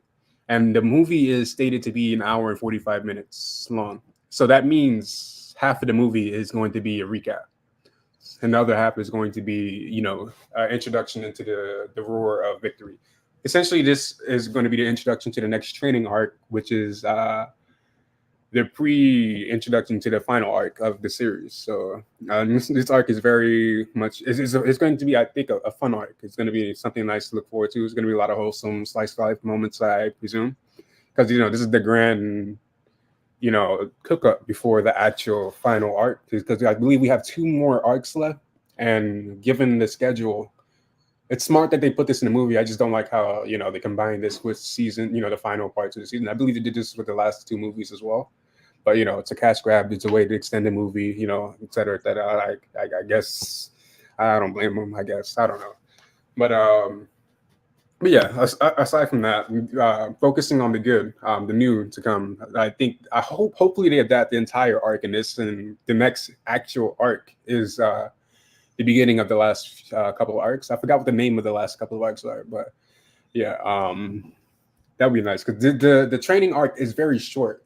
I believe it's only like what 8 chapters long or something like that. So yeah, they can definitely squeeze that into a movie. So yeah, that aside, I think even though they're placing the segments of the last season in the movie, I'm pretty sure it's still going to get some great reception. Because Demon Slayer is a very popular series, a lot of fans out there. So yeah, I wouldn't be surprised if it broke records again, but we'll see. We shall see. The question is, does it have good animation? No, that's a given. But as far as just to kind of get back to your point, I think that's interesting that it, it's, I don't know if it was said that it'll be readapting, but or if it's rather assumed that they'll be readapting. I think it really just depends on the verbiage, because if they're doing like more of an in-depth like what happened, because a lot of people feel like Demon Slayer was rushed in a lot of ways, and so they could be doing with like something like what One Piece did with their live action, to where they take a different route and explain a different perspective on certain scenes. And I feel like that part might be really creative if they decide to go down that route, and instead of like just recapping like Dragon Ball does every 10 seasons, every 2 seasons, whatever. But they could instead, kind of dive more into just a different perspective of like what it was like for them and their experiences. So that might be interesting. But yeah, definitely looking forward to, you said February 29th? Yes, sir. February 29th. Fuck yeah. Yeah, this one I'm definitely gonna watch it. I watched the Mugen Train movie with a friend without having like any prior knowledge of Demon Slayer before, and I found that really easy to follow and watch. So this one definitely I like the movies quite a lot. Yeah, well, yeah, Demon Slayer I think does a pretty solid job at explaining, what is going on. Yeah, I think it's not bad. It's Demon Slayer. I don't. There's a lot of, I think, hate. Not. I won't even use the word hate. There is a lot of animosity toward the fact that Ufotable animates Demon Slayer, and that's why it's so liked. But I think the story is very nice to follow. The characters are fairly well written. Unless we're talking about the characters that aren't really there. um, you know, um, and if you've watched Demon Slayer, then you understand what I'm talking about. But yeah. So, yeah, I don't mean to cut you off. I'm going to double back down. So the movie is going to have the last episode, which is episode 11 of the Swordsmith Village arc. That episode was 70 minutes long, and I said it's going to be that this movie is going to be followed by episode 1 of the highly anticipated Hashira training arc. So subtract, and the total runtime for the Roar of Victory is set to be 112 minutes. So doing some simple maths, that's about 42 minutes of episode 1. So that's not bad. I believe when episode 1 is actually introduced, it's going to be about an hour-long special or something like that. You're going to be able to squeeze that in with like commercials and all that stuff. So that's not terrible, but like at the same time, like most of your people are going to be sitting through theaters to see most of the movie be the last episode, but 70 minutes of what they've already watched. Hopefully they retouch it, do some stuff, but like I don't know, man. I just hate to hear that. No, I have hope. I have hope in them. I feel like they can do it. You know, I mean, yeah, they're gonna have success regardless. Since Demon Slayer, come on. next up we have another segment. We're gonna move into the text segment now. Try to go through this as fast as possible. Essentially, could a quantum computer really transform society, and how? How would it do that? Right. Um, I I think I think that's a really tough pill to kind of swallow.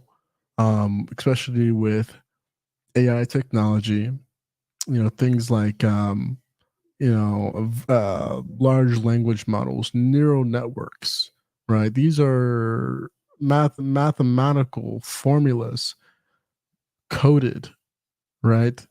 Um, Large language models, of course. Um, and then, of course, they all depend on how much data, they're inputted, right? We're very limited when it pertains to storage. Of course, you got companies like Amazon, like Microsoft, like Google, these powerhouse data centers, um, data companies that basically have rebranded themselves over time, and now they're data companies, right? And that's important because these are going to be one of the companies, not necessarily to keep an eye on. But I think when it pertains to quantum computing, right, it kind of makes things seemingly more efficient in a way, right? How a quantum computer is able to, I think we have to look at a qubit first, right? So a typical computer has what's called bits, ones and zeros, right? And through ones and zeros, you get things like IPv4, IPv6, right? And they're able to be subnetted, right? You're able to get networks off of these, and these networks are intermeshed, right? And these networks house data. Sorry, the networks don't house data. They they can they contain data, but they receive data through servers, right? Through data centers, right? Now when it and that's that whole thing, that whole process. I just tried to kind of briefly go over a network for you guys. I can go into more into depth, but that's going to take a long time, right? But to kind of make this brief, typical computing, especially with supercomputers or normal computers, only able to do ones and zeros at one point in time, right? Which is how you get your IPs, right? But and of course that those processes take they're very fast, milliseconds, right? But with a qubit, essentially you can have a one and zero at the same time. You don't need to read a one then a zero. You read the one and the zero, right? That's a qubit. So it creates a singularity where now you're able to see that at the same time. And essentially what that means is things are done within an instance, right? That is quantum computing sort of 101. And I can go more into depth with that because it gets a little bit more um, complicated than that. Of course, you've got, there's a lot of mathematics that go into that, and we can have a separate segment on that alone. But um, I think with just, technology, that essentially means, all of your devices, if they are quantum computing, quantum computer is able to kind of communicate that to a typical device. Of course, this may mean that typical devices may need to change as well. And you see that in certain CPUs where we're trying to adapt certain CPUs. NVIDIA starting to incorporate this within their um, Intel is starting to adapt this in their CPUs, and NVIDIA is trying to adapt this within their GPUs, right? And just trying to make the computer more resilient, so that when that change does come, there are studies for this.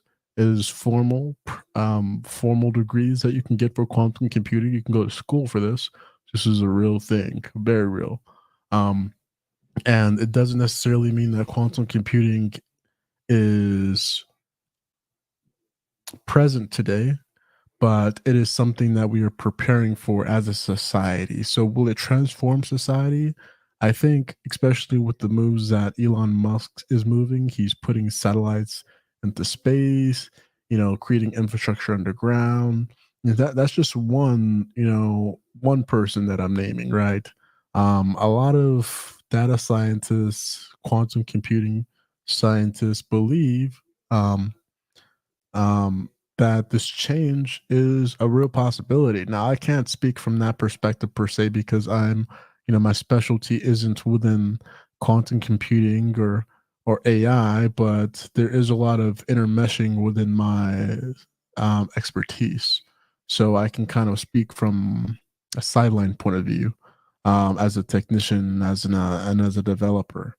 And so I think it's very important for society kind of just I think it's something that like the smartphones and like every other device is something that's going to change. It's going to be possibly, announced that, quantum computing is something that is now functional, now optional, now marketable.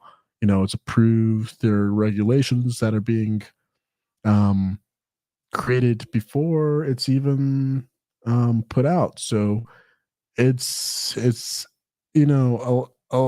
lot of people would theorize that it's possible we already have maybe a quantum computing that's working already and we just haven't put it out into production because a lot of governments are already signing off on this. A lot of businesses are basically um incorporating policy around this. And so for that, that essentially means that they're preparing for legality and they're ensuring that they're basically their behind is covered so that when the time comes, they're prepared for, that transformation of society. And as a society, I think it's I think we look at this as more of individual shift that we have to make, but I think when it pertains to corporations and businesses making the move before us and having that sense of proactiveness, I think that it'll make the experience more immersive and more seamless. So I don't know. I feel like that transformation is extremely I don't know if it how soon it is, maybe the next 5 to 10 years, but it's definitely, I feel like it's definitely up there. What do you guys think? So I'm gonna be honest. I think it'll have a great impact in society. This is similar to the introduction of AI systems, natural language models, or large language models. I believe that's what ChatGPT is, stuff like that. Um, but the thing is with the AI compared to what, from what you described about quantum computing, is AI was not getting as much regulation as, what it seems to be the case with quantum computing, which is great for quantum computing because my opinion with this in technologies of this extreme is one of those things where unless it's introduced into all technologies, only X amount of people are going to have access to it. So there's a gap with people already exposed to AI and not exposed to it, and those who are unsure about it or unaware of it, you're going to see, that the gap with this, gap it's going to have an impact, and these people are going to get left behind somehow, sooner or later. And when they don't understand it or can't figure it out before it's too late, that's not a good sign. And that's how jobs get lost. How that's where you actually start seeing bad things. People, you're seeing people complain about these AI systems. Oh, it's going to take these jobs, going to take this job, or it's doing this. It's so powerful, But no, that's not the way to think about it.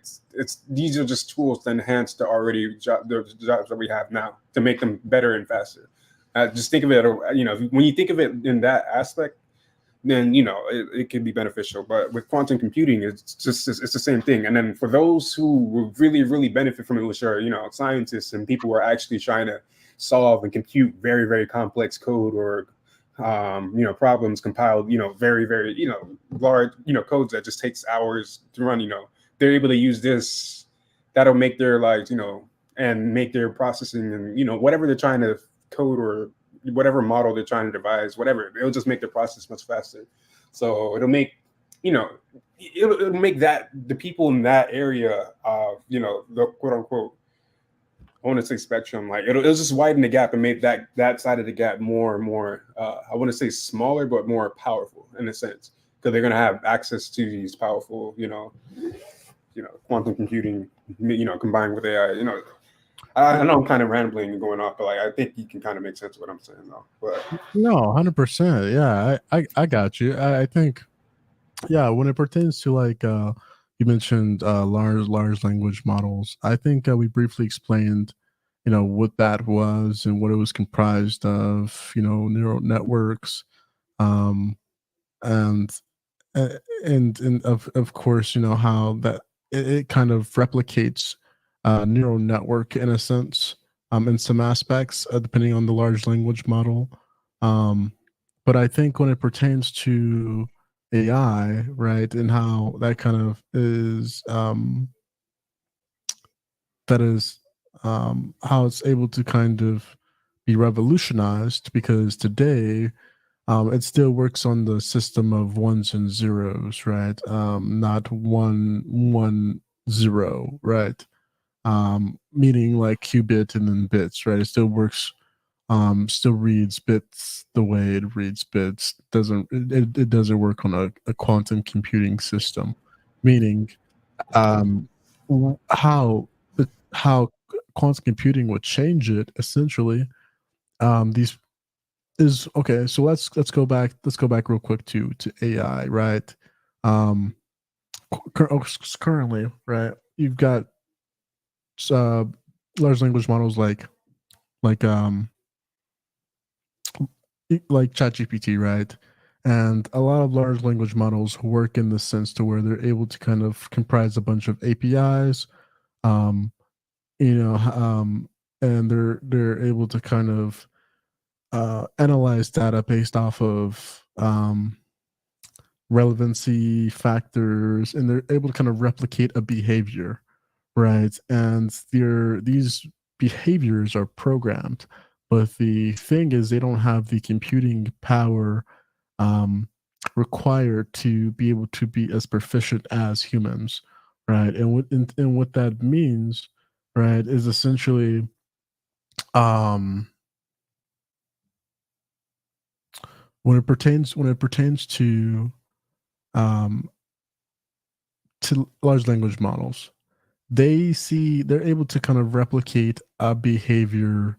um, they're able to kind of accumulate all the data, but they're not able to kind of disseminate which data is the most accurate, right? They're not able to kind of pinpoint accuracy to that extent. They're able to just replicate a behavior, right? Which is good. They're just not there yet. But things like reason, all these different behaviors could be um comprised and kind of replicated to a human capacity with something like quantum computing.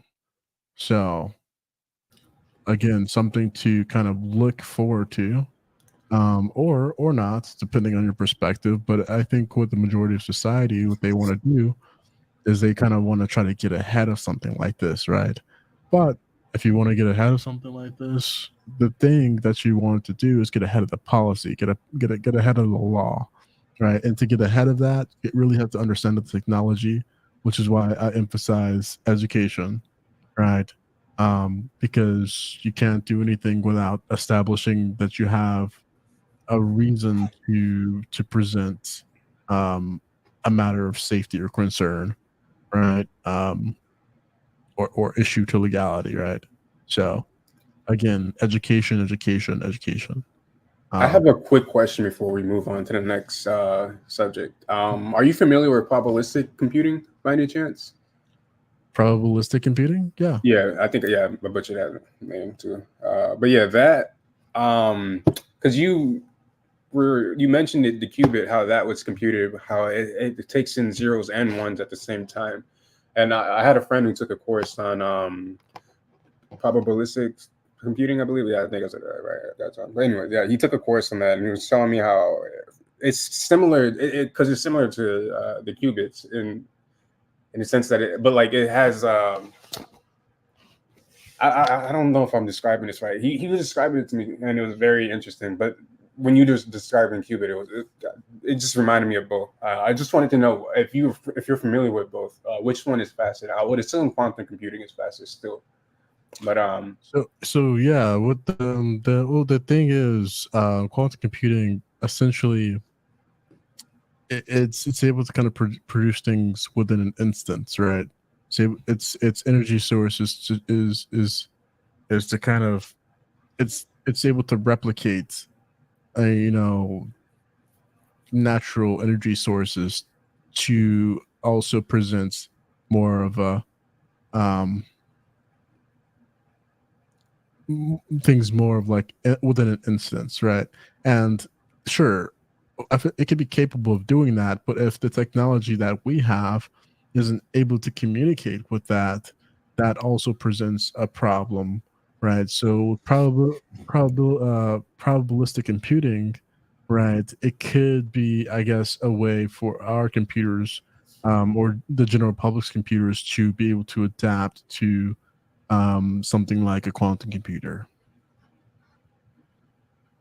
or generative AI. Sorry. Yeah, I'm sorry. Quantum computing can be a way to adapt to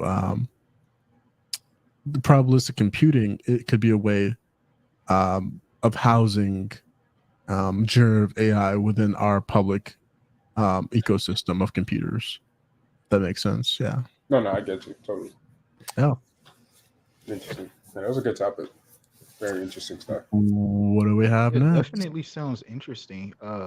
Going off of that, speaking of technological advancements and new technologies, new tools, and especially I know you mentioned immersion zone. Apple just launched its new I think it's the Vision Pro goggles. And from my understanding, it's almost like having a computer right in front of you once you put them on. Almost in a 3D space.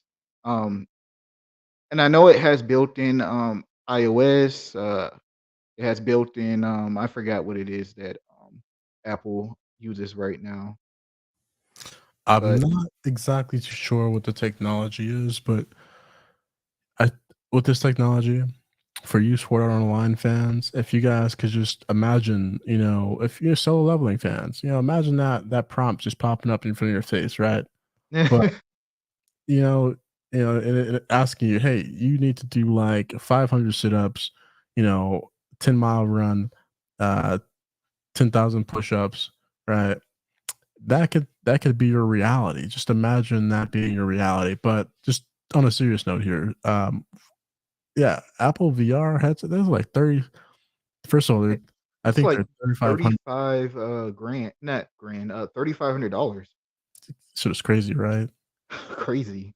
Yeah, I think so yeah, essentially there's been other technologies that have tried to replicate it, but I think it came out like mid to late last year. But I don't think we talk about it enough. I think Apple's sort of really tried to take an avenue here as far as virtual reality. What are your thoughts on that? Um, to me, it seems interesting. I don't know. I just picture myself. I don't know if it's something that I would use regularly because me myself, I don't like putting like stuff on my face too much, and I get kind of motion sick in a lot of ways when I know I use I know my friend has like the VR game headset, and I played like VR boxing before and got a little immersed in that, and I know like swinging around the ring and stuff. Sometimes I get a little motion sick, but I guess it's a little different with the Vision Pro because you're not moving around so much. But I do imagine one use that I would put it to, like home theaters with that thing would kind of go crazy. You can kind of just pop it on and put on your movie, and you get your own kind of display just like right in front of you.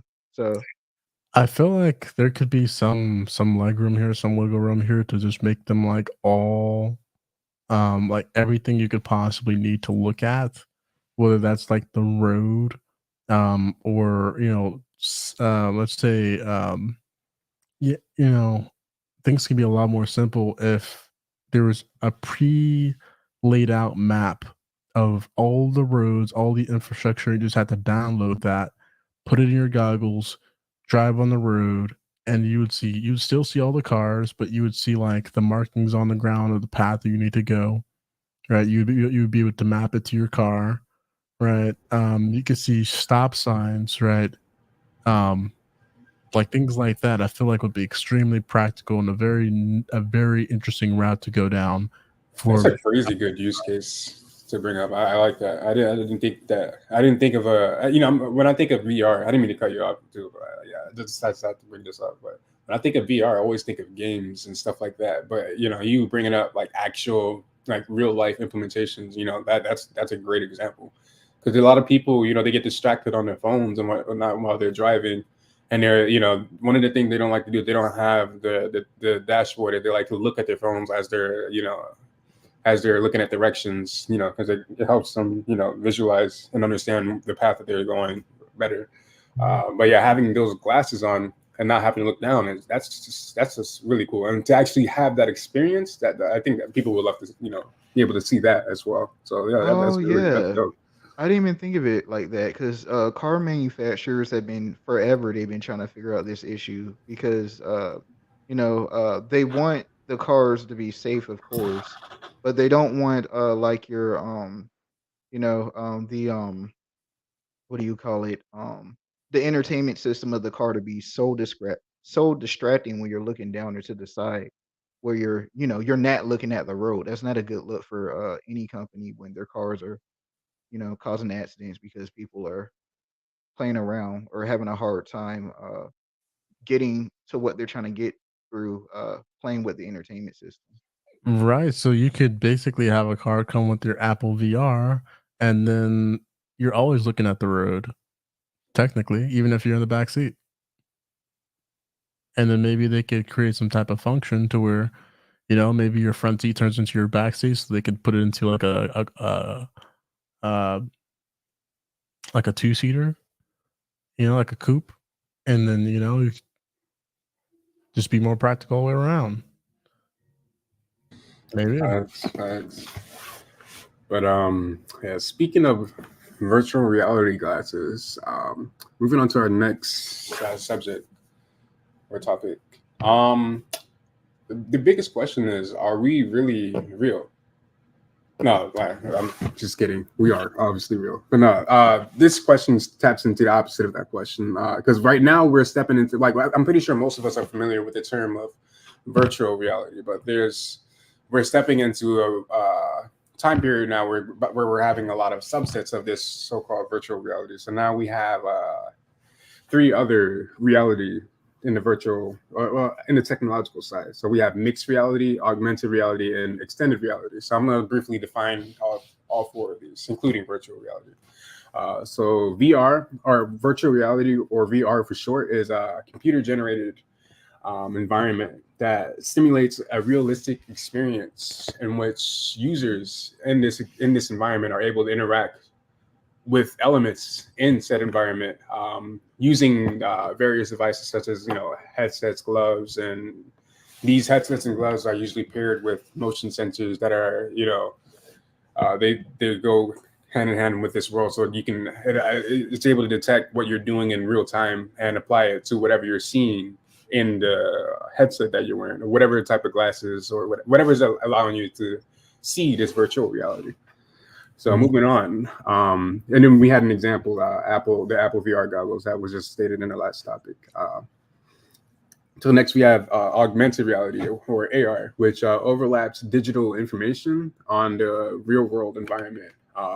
It enhances the user's perception of reality by superimposing digital content such as like images or videos onto physical objects or locations. You can see this in smartphones or AR glasses as well. just to sum that down, this is like I'm trying to think of an example. The only thing I could think of was a game. I want to say, like Pokemon Go, being able to see 3D elements through your phone, and it kind of interacts. The only thing it really interacts with real time is like location. Because you get proximity based notifications like, hey, a Pokemon is in this location or whatever. You have to go there, and then you actually see it appear through your phone. In augmented reality. So for the final two, we have mixed reality and extended reality. So mixed reality, what that does is it merges the real and virtual worlds to produce a new environment and visualizations where physical and digital objects coexist and interact with in real time. It combines aspects of both AR and VR, offering a more immersive experience that can manipulate both real and virtual environments. I can't really think of an example of this. Which one was that? Mixed reality. So mixed reality is sort of like mixed reality is the interesting one, right? So it's essentially where you have like different things popping up, right? It's more of like holograms, right? That are popping up and aren't necessarily there, right? But they kind of present a more realistic appeal. And it could be something as essentially like you kind of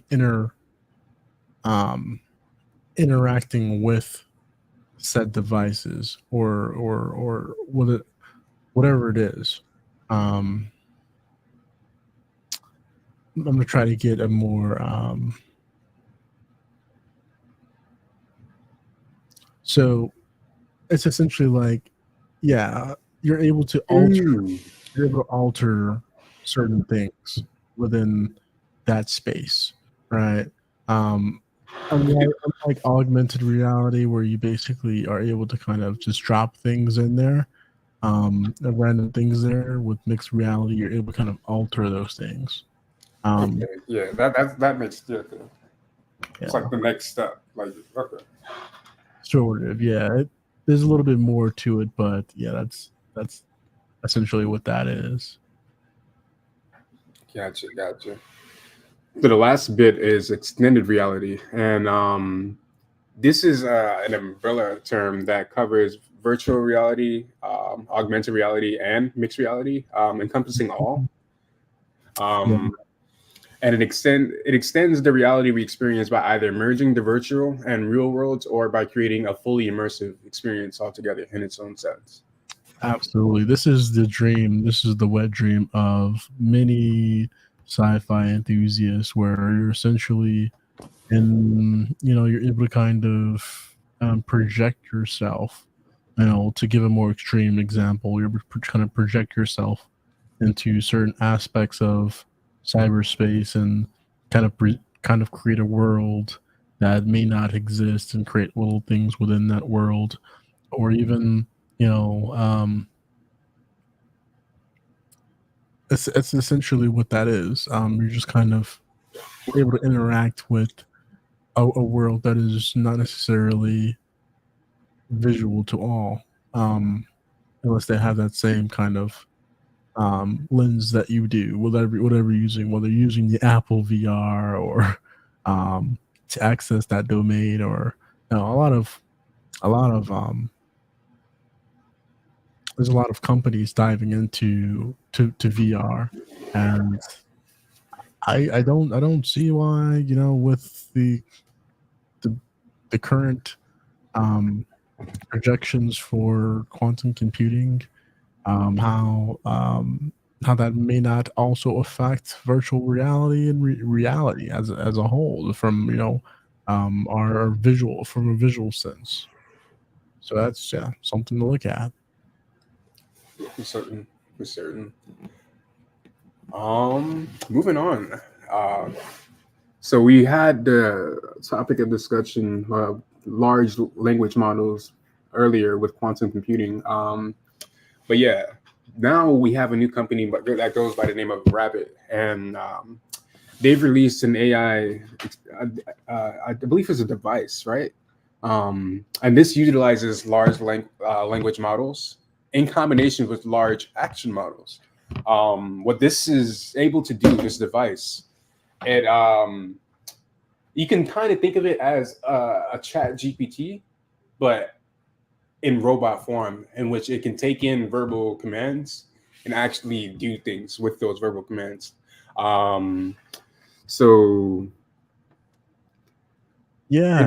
an example. My bad. I didn't mean to cut you off. No, I cut you off. Actually, go ahead. I was gonna say an example. Yeah, I kind of lost my train of thought. My bad, man. Yeah, you can go, and I'll bring it when I remember. I'll bring it up. Okay. So essentially, the route I was kind of going down is with you mentioned this company named Rabbit is essentially using large language models foundation, from what I gauged, and they're kind of branding their own large action model. I think I've heard a little bit about this.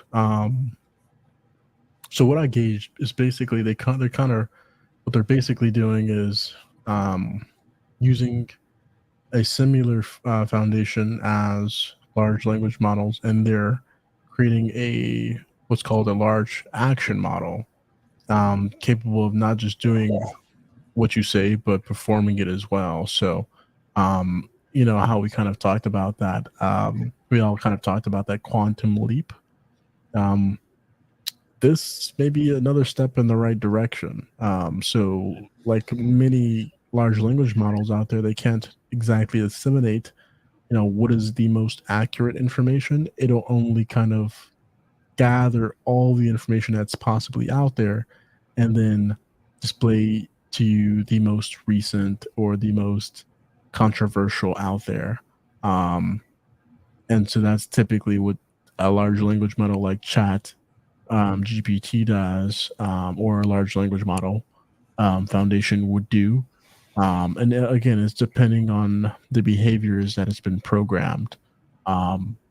And so with a large action model, it looks like they're really focusing on that behavior aspect, and not only the behavior aspect, but the action. Did I gauge that correctly?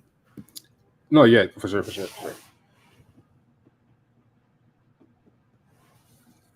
Yeah, that's really interesting.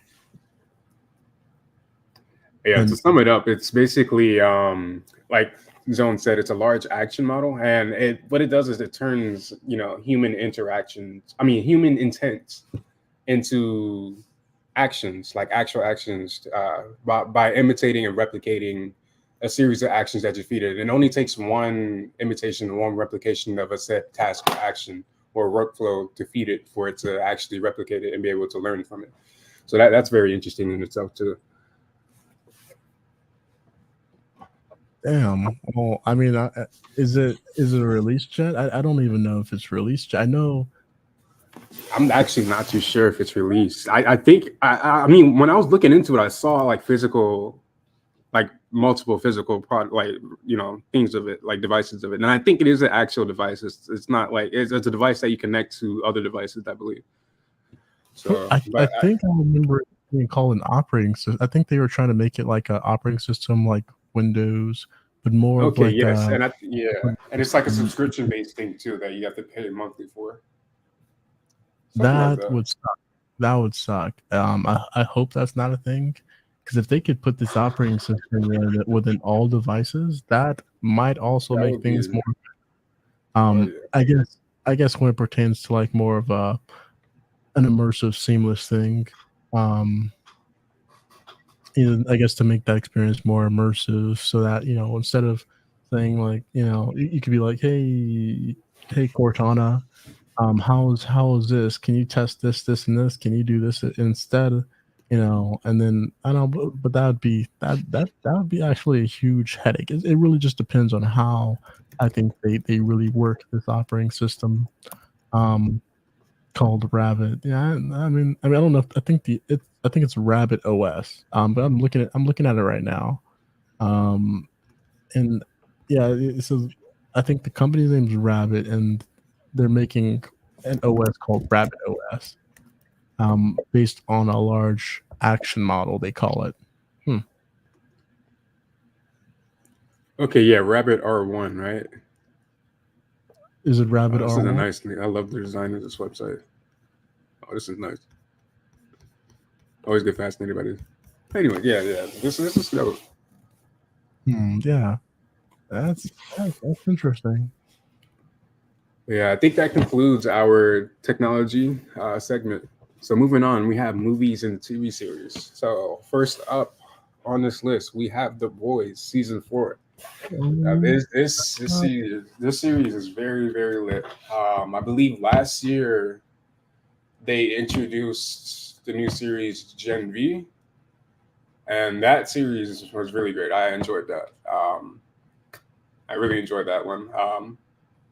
It was a nice transition from adult to going back to like college days and whatnot. So that was pretty cool to see. But yeah, this season 4, they haven't given a specific release date, but it's they wrapped up filming around April of last year, so it's safe to assume this season may come out. I would assume probably late fall, early winter, around that time. Especially since we don't have like a legitimate release date for it. We just know it's coming out at some point this year. So look forward to that. This season, I believe, is going to be introducing a couple of new. I don't want to say heroes, so we're just going to call them suits because that's what they're labeled as. So one is called Sister Sage, and another one is called Firecracker. I believe Firecracker was briefly introduced. I'm not sure. That name definitely sounds familiar. But to sum it up, the producers and directors of the season, and they describe this every year with every season. They describe this season to be the most bizarre and crazy one. Yeah, it's supposed to be the craziest season yet. So, I thought last season, especially season 3's opener, and there was one episode that they had in it. I forgot what it was called. But it was the episode title was bizarre and stuff. So like season 3 was wild. But I can only imagine how this season 4 is going to open up. So what can you give us a little spoiler? Because I definitely missed season 3. I haven't watched it yet. I'll tell you like this: the episode entailed of a large, what is it called? What do they call them shits? Like when a large group of people get gathered together for sex. What is it called? Orgy. Yes, yeah. It was a large orgy for suits, and with people having various superpowers, best believe crazy shit went down in that orgy. So, and you see, they didn't censor anything. You see every and anything and everything. You see that. Didn't they house it at like the downstairs of the Vault Industry Hotel, or I think it was like in the middle of some secretive place that was supposed to be like kept secret from society, like some random house, some superheroes house. No, not superhero. Oh my goodness, some soup's house. So like everyone on that episode, like the first season, I don't think I've seen it since the first season. Yeah, the episode was wild. That's all I can say. So if they could top that, I'm excited to see what they have in store for us for season 4.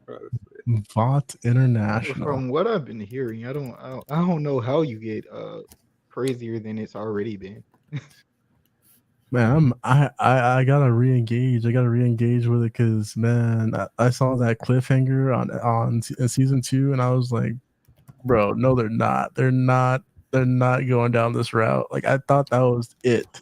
And then when I heard season 3 was coming out, I was like, bro, I gotta watch it, and completely forgot about it. I was busy with like everything else imaginable and haven't gotten the opportunity to watch it. But oh my god, something to look forward to. The episode I'm talking about or referred to is called Herogasm. So I believe that's on episode 6 of season 3.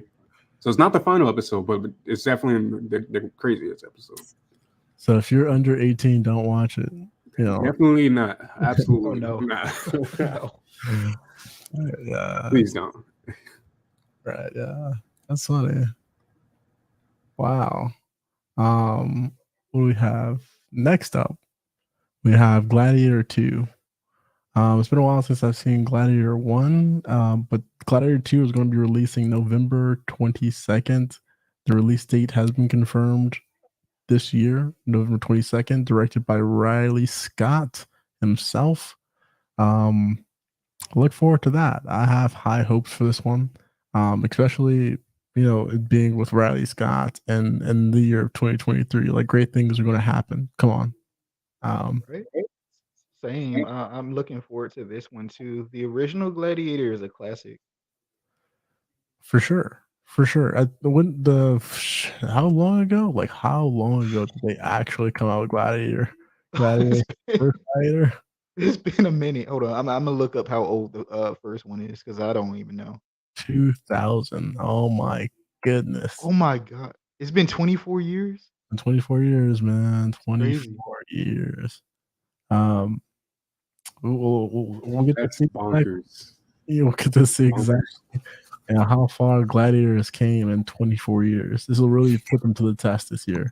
I feel like this is going to be really something to look forward to, especially that it's directed by the same exact person. That's interesting. That's interesting.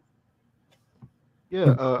Another one coming out is Ghostbusters Frozen Empire.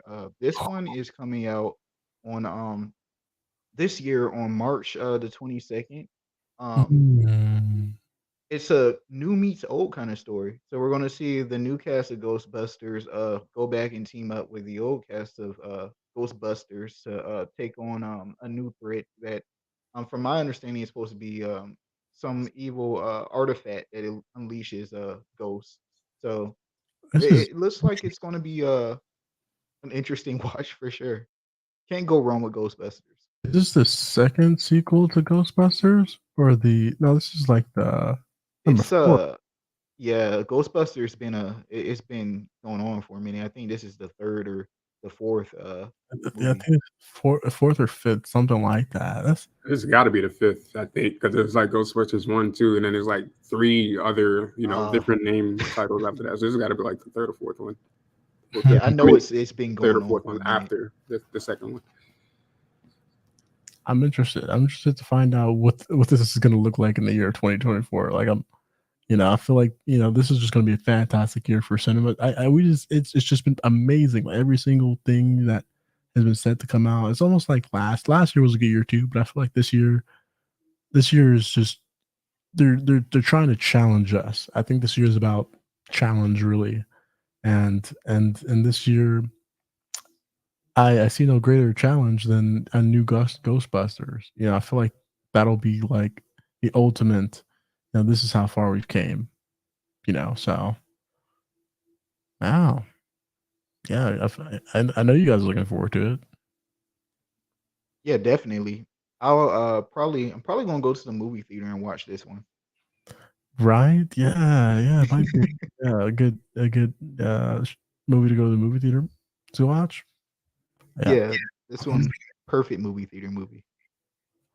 Next, we have our gaming segment. Save the best for last. This is going to be starting off with Doom Awakening, an open world MMORPG set in on the planet of Arrakis.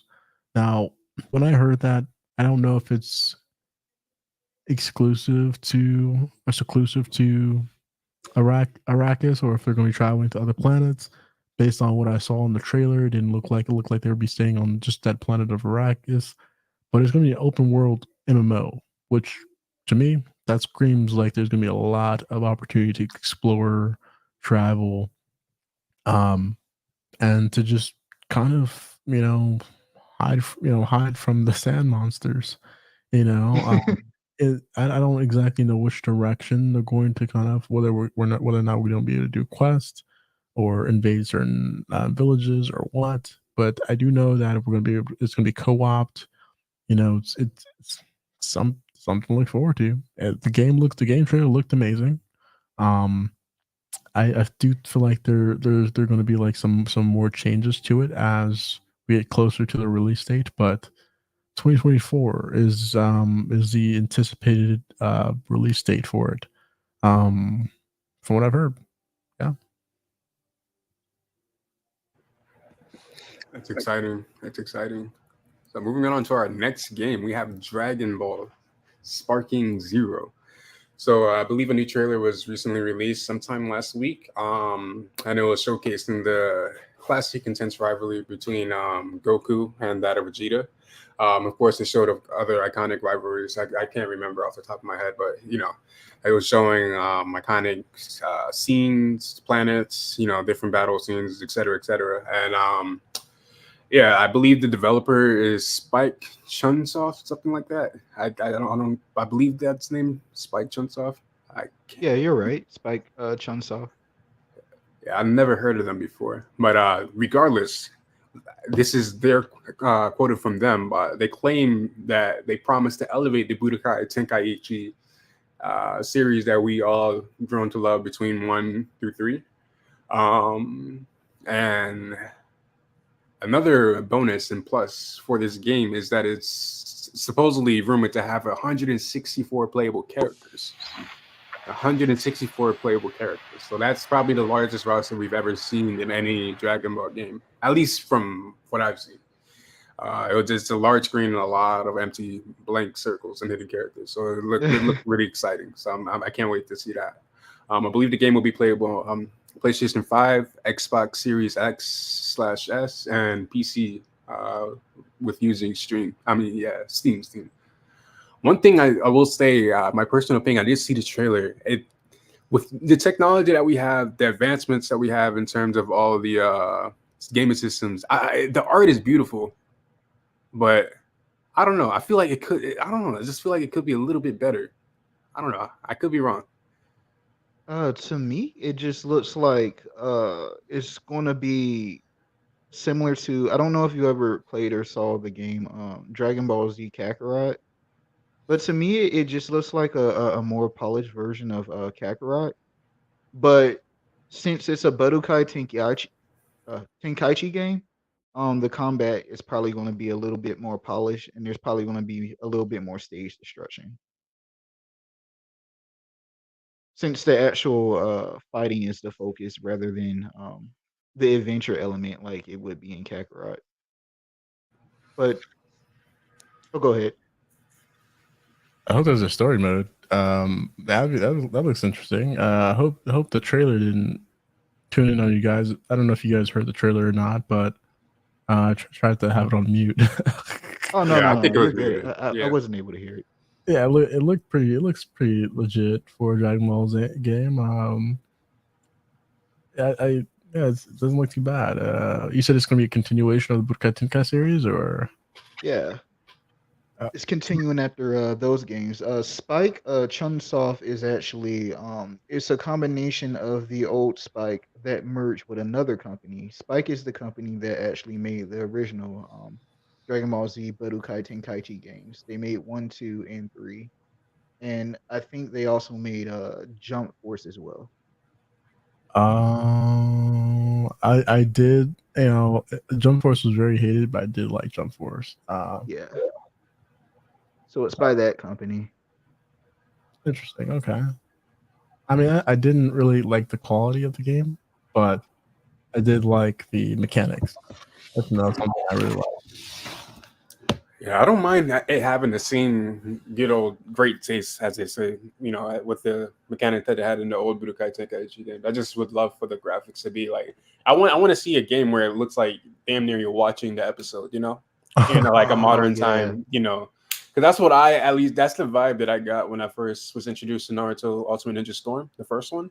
And this is back when the PlayStation 3 was out, where like two systems ahead, and we're getting the exact same quality of art in the Storm Connections game. It's like, yo, like, come on now, you guys are clearly doing this for cash grab reasons, and you're not actually putting in any type of effort. Like, I think there was a scandal going on where they were caught using AI to script and voice act a lot of their things, and it wasn't even in sync with the words that were being stated, something like that, with I believe Naruto or Naruto Ultimate Ninja Storm Connections, whatever. I believe that was the game. But Yeah, yeah, you're right. It was Storm Connections. The voice acting for the English voice cast. Some of the voices have been. I think they use AI to do some of the voices, rather than that should having tell the you a lot. actors come in to to redo the lines. Yeah, they This went was that cheap with it. Sadly.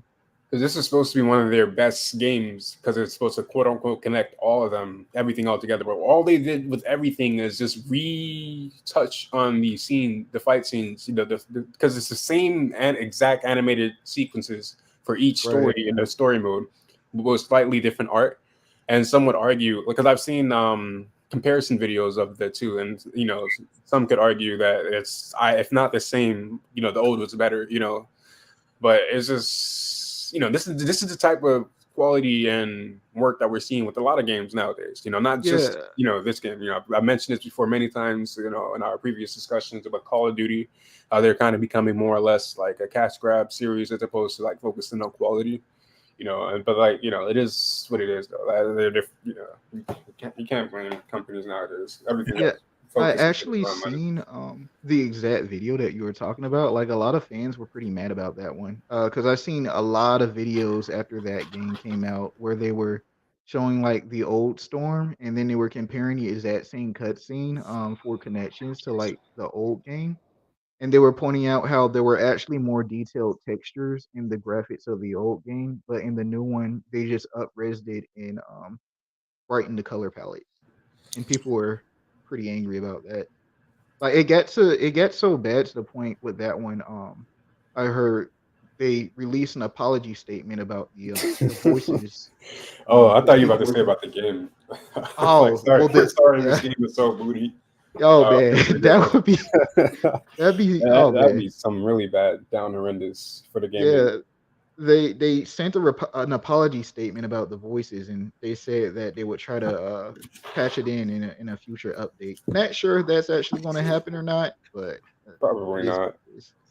This game seems to me like it would only benefit those who have never played, who have skipped like Storm, at least 2, 3, and 4. I didn't play. I only had played Storm 1 and 2. I didn't play 3 or 4. So I guess it would be good for me. But at the same time, I don't know, man. I don't like the idea that it's a lot of copy and pasted material. I just don't Yeah, like that. Like, I To me, I feel you. It kind of yeah. My favorite one for that series, the first one I played for that one was the second one. The second one is still kind of my favorite one because I felt like that one was the most different from the first game. Whereas the other ones they would add a little bit here and there, and then by the time it got to connection, it's just like okay, at this point it's just cash grabby. I can agree hundred The percent heart because just I isn't that's there. the whole reason why I never got the third or the fourth one. I was like, yo, this is way too similar. So let me just wait to the fourth one. Fourth one came out, yo, they just added one extra arc, which is the final arc. Nothing different. Exactly. Same mechanic, same ultimates, like same everything. Like, come on now. Yeah, exactly. But there's also going into the next game, a new Mario versus Donkey Kong coming out pretty soon, I think on the 16th of this month. And it's a modern remake of the old Mario versus Donkey Kong, which is a game I think was released way back when on the Nintendo Game Boy. So I never played the original one because I never had a Game Boy. I had a DS short for a short time, but that one I never got a chance to play. But for those of you that got a Nintendo Switch, new Mario versus Donkey Kong coming pretty soon. yeah, I used to play a lot of a lot of Mario. Like I think when it pertains to uh, just just the amount of work I think they put into this game, it looked pretty damn good. Like I was actually surprised. And I think it's been a long time coming since we've got anything Mario versus Donkey Kong related. It kind of brings it back like over you know decades of just like wanting to get something like this. Um yeah, it's good to great to hear about. Like, I'm excited.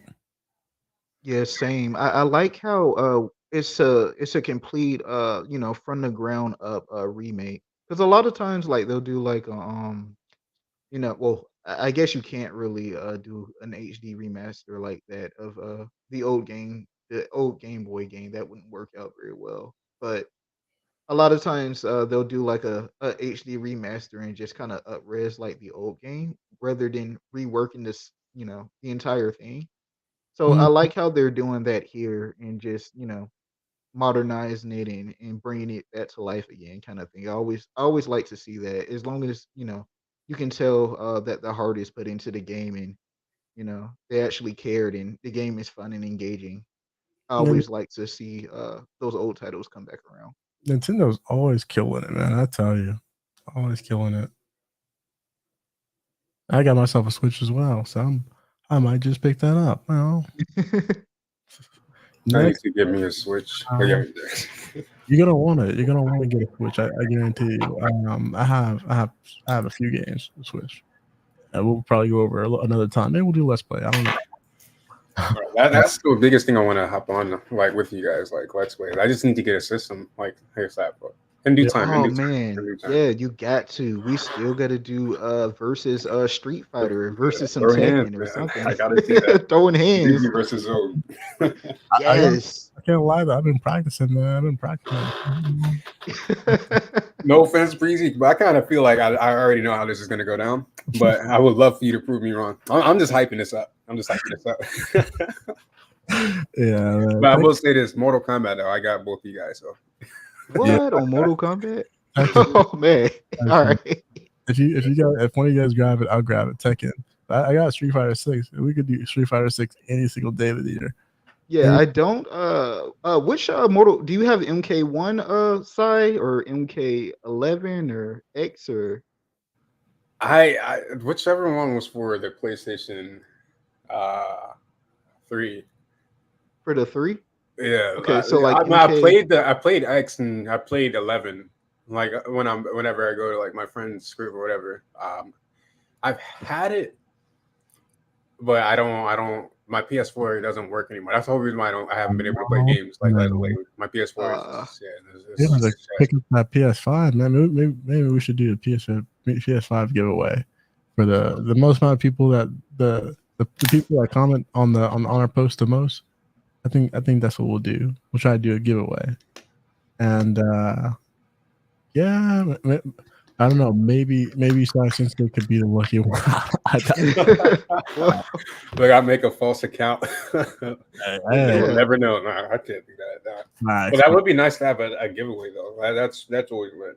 Because all it takes is just one to get a lot of traction to a channel. But like people are like, damn, like that could be me. I'm telling you, let's get some giveaway ideas going, and then because I have a few ideas, and I've of course announced the giveaway a few times, but I haven't really put it in full effect. So if that's something you guys want to do, we can do it. Just put it out in the Discord, and we'll figure it out. Next up though, we have Terminator Dark Fate Defiance on PC, coming to you guys on February 21st. Do I know anything about this game? Absolutely not. I think it's so I did look at a little bit into this game. It's like a regular RPG. What would you call Defiance? It's not like third person. It's like you have like a battlefield. You kind of play against Terminators. See if I could dark. So this game is defined as an alternative reality of the Terminator. Despite the time travel shenanigans, there are nevertheless some interesting ideas of the glimpse gaps between the synthetic flesh and the slightly clunky but overall competent squad based RTS. So it's an RTS. I guess that's what it is. I guess some games that are, that you guys might know that are RTS if you guys aren't familiar with RTS style. Like a lot of mobile games are like RTS styles. Are you saying RTS? RTS. What does that stand for? It's like, let me see. I'm forgetting a moment.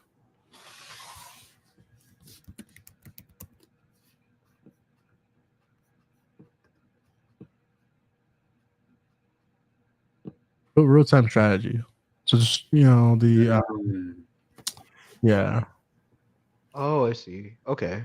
just like Warcraft 3, Command and Conquer, Like Final Fantasy or Pokemon games, stuff like that. maybe like a Pokemon game, but yeah, I think you have more range with Pokemon games. It's Warcraft 3 is perfect example. Command and Conquer, Red Alert, Age of Empires, like mobile games, RTS. Yeah, I get you. I kind of get what kind of game it is. I think Pokemon is more like a turn-based strategy game, sort of like a old Final Fantasy. Let me see. Is Pokemon defined as an RTS? I like, especially on like Nintendo. Is Pokemon on an RTS? Did you have a setting on your voice just now? No, I did not. Why? Did it sound like I did? Yeah, it sounded like robotic and muffled, but now you sound fine. Like it sounds good now. So. Oh no, because I have audio rejection on. You're probably like at the threshold, like right at the bare minimum distance. Yeah. That's crazy. Yeah. That's very effective. Yes, sir. Yes, sir. But so yeah. something like fortunate. I'm a huge Terminator fan, but will I be playing this game? I don't know how I feel about RTS game styles. I'm not exactly a mobile gamer, and it's just not the type of game that I feel like would serve on the Zone Voyager channel. But if that's something you guys want to see, let us know. I don't know. Yeah, not my cup of tea. Now that I understand what RTS style games are, but yeah, moving on. We have Jujutsu Kaisen Cursed Clash. This game will be available on PlayStation 5, PlayStation 4, Xbox Series X/S, Xbox One, the Switch, and the PC. This game comes out February 2nd. That's a lot of systems. That's pretty much damn near every system that's going to be available on. So yeah, this game is going to be a simple 3D action brawler, similar to that of Dragon Ball Sparking and Naruto Ultimate Ninja Storm. It's similar to that. You're going to be placed in that 3D environment. But the only difference with this game is it seems to be like it's going to be the main focus is going to be a 2v2 game style versus your common 1v1. And this is funny because like literally that's how you see most fights in Jujutsu Kaisen. It's not rarely do you see 1v1. It's mostly like 2v1, 3v1, 2v3. It's like a lot of jumping. You see people getting jumped. It's never a 1v1. Like it's usually someone always getting jumped, which is funny. So I actually like that concept, and it makes sense. Seeing that that's how most of the fights have been up to this point in this series. So. So it's called Cursed Clash? Yes, sir. And yeah, I think it's going to have a little over 15 playable characters, which is not the most. Saying that it says a little bit over 15, I would say about 18, 19, maybe 20 at the most. So that's I don't know, that's underwhelming, but understanding where we are in the story, it makes sense. It makes sense that that's the amount. So I can't be too mad at them. This one is also, if I'm not mistaken, Spike also developed this one, but it seems like like you said, it's like not quite like a Ultimate Ninja Storm. I guess it's a little bit more like a tag team Budokai Tenkaichi, because I think like the gameplay of Storm is a little bit more grounded since it takes place a lot more on the ground. Whereas like this one is a little bit more floaty. Like you have like characters floating around the screen, and the mats and the arenas are a lot bigger, and then you get like a lot more range to do stuff. The only thing about this one is it looks just a little bit too much like a mobile game to me rather than like a console release. Ouch. Yeah. Yeah, if I'm being real, like that's what I kind of thought this was when I first saw the trailer. It kind of looks like that, or of the same quality of not what's the name, the All Stars game where they have all like J Stars? Yeah, J Stars. Yeah, that's a perfect comparison. Like the gameplay right. is like J Stars, but with Jujutsu Kaisen characters. And you can argue J Stars like that game is, it's meant to be of that quality simply because it's, a clash of multiple games. So they have to have one unified, quality, which is understandable that they would pick the worst quality for money reason. But in that sense, it doesn't matter because it's multiple games meshed into one. This, it does matter. So, you ideally want the game to be as close to the actual anime as possible. And as I said before, the game that nailed that the most, in my opinion, was Naruto Ultimate Ninja Storm 1. And no game, like, of course, even that series in particular, it hasn't been able to, like, best itself since that series. I don't think the quality of everything has gotten that much better. It's only the amount of content that they've been able to drop within a single game that's been able to increase. But everything else has been, pretty much the same. So Yeah, man. I don't know what to say about that one. But our next game I wanted to mention there's a new Final Fantasy 7 coming out. Final Fantasy 7 Rebirth, which is coming out on PS5 on February 29th. And on PC, we don't know the date yet, but we do know it's coming to PC eventually. It continues right after Final Fantasy 7 Remake. So I'm looking forward to this one. I like the Final Fantasy games a lot. Final Fantasy 7 is probably my favorite Final Fantasy besides maybe like Final Fantasy 10 back on like PlayStation 2. So looking forward to this one. I've always been a huge Final Fantasy fan, and this is actually fantastic news. I don't exactly know if they're bringing it to. Are they bringing it to the PC yet? Um, I Not yet. We don't know the date for the PC version of the game. That's right, man. But I do know that that Final Fantasy 14 is anticipated. It's speculated that it will be coming out this year for the PC, which is great news. Um, so I guess there's that. But either way, we've got Final Fantasy Rebirth on PS5. Like that's crazy. Um, yeah. Next up, we have Paint the Town Red, a VR game. It's gonna be on Quest, PS VR 2, as well as PC PC VR. So the PS, um, Sony's PSP, I believe, um, and then or the PSVR 2, and then of course PC VR. So it should be interesting. Um, I haven't heard a lot about this game, but it looked pretty damn good to me when I saw it. I love games like Beat Saber, right? Anything that I can kind of interact with the VR, and VR has came so far as VR gaming. It's made leaps and bounds. As far as when it first tried to come out, a decade ago, and kind of fell off fast, but then of course made a turnaround with you know with the end of PS4 to PS uh or PS4 Pro, I believe, into of course the early stages of PS5, and those are just timeline wise. I'm not just pointing toward them, but Paint the Town Red. It looks like a solid game. I highly recommend you guys check it out. Um, and the release date is supposed to be March 14th, 2024. So look forward to that.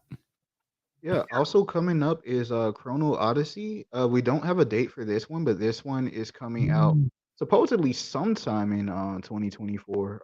This one is it's a big, massive open world RPG game. So think of like the somewhere in the realms of like Skyrim or maybe like The Witcher or something like that. It's going to take place. It has that sort of medieval type of vibe. So, but with magic.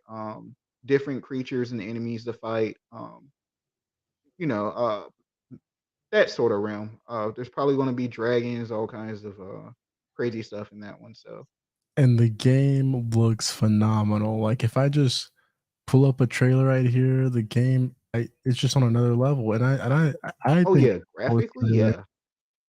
I don't know when you guys saw this, but I saw this trailer about oh, there's a trailer for 9 months ago. Let's show the audience. Let's show the travelers out there this right here.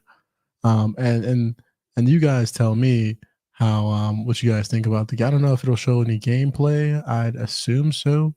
But let's go for it.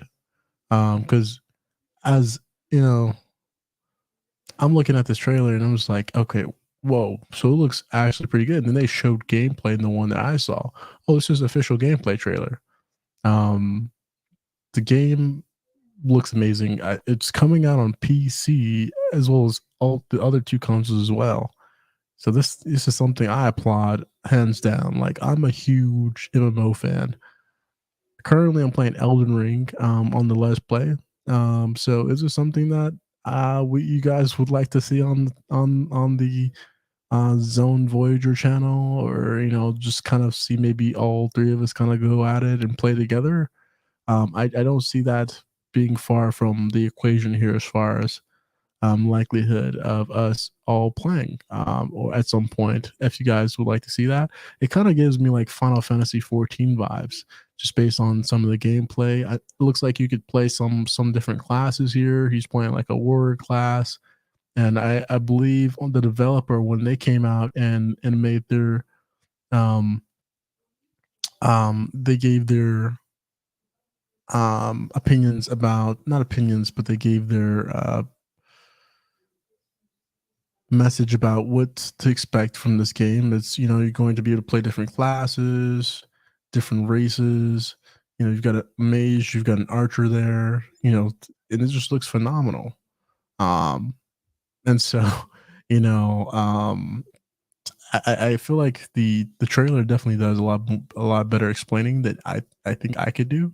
I don't know if you guys have different opinions about that. If you guys might be able to do better as far as explaining, what to actually expect from Chrono Odyssey, but it's supposed to be a big game, huge game. Um, and for PC fans, that means max graphics. If you could handle it, if your PC is, equipped for that, yeah.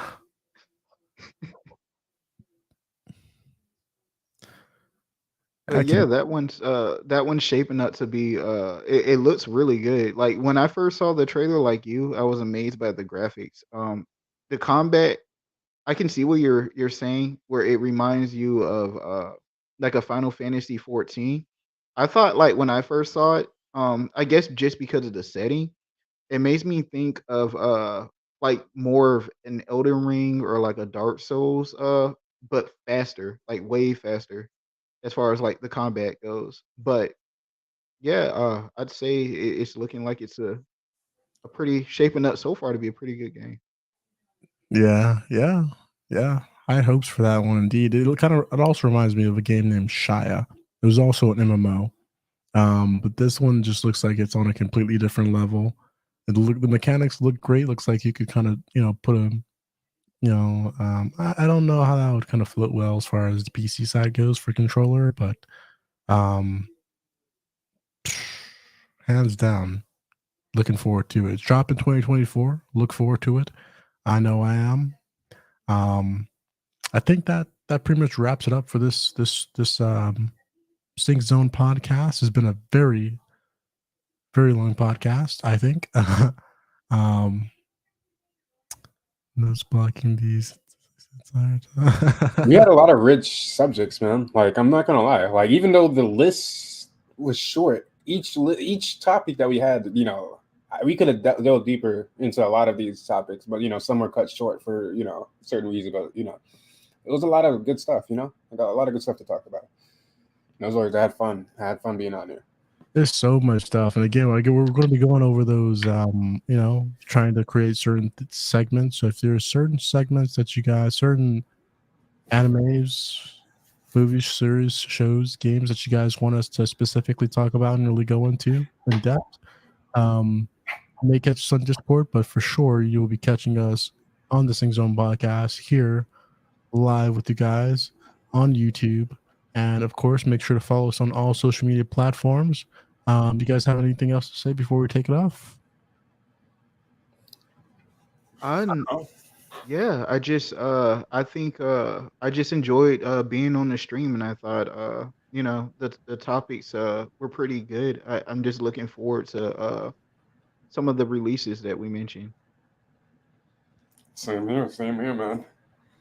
So yeah, next weekend, hopefully I'll be on time, and I will be on time. So yeah, I look forward to that, everybody. Sorry, this one was a little bit delayed, but yeah, we discussed about that. So yeah, next weekend we'll definitely be on time. It'll be a nice stream full of great, rich topics again. So yeah, definitely looking forward to that. We'll catch you guys in the next one. Peace.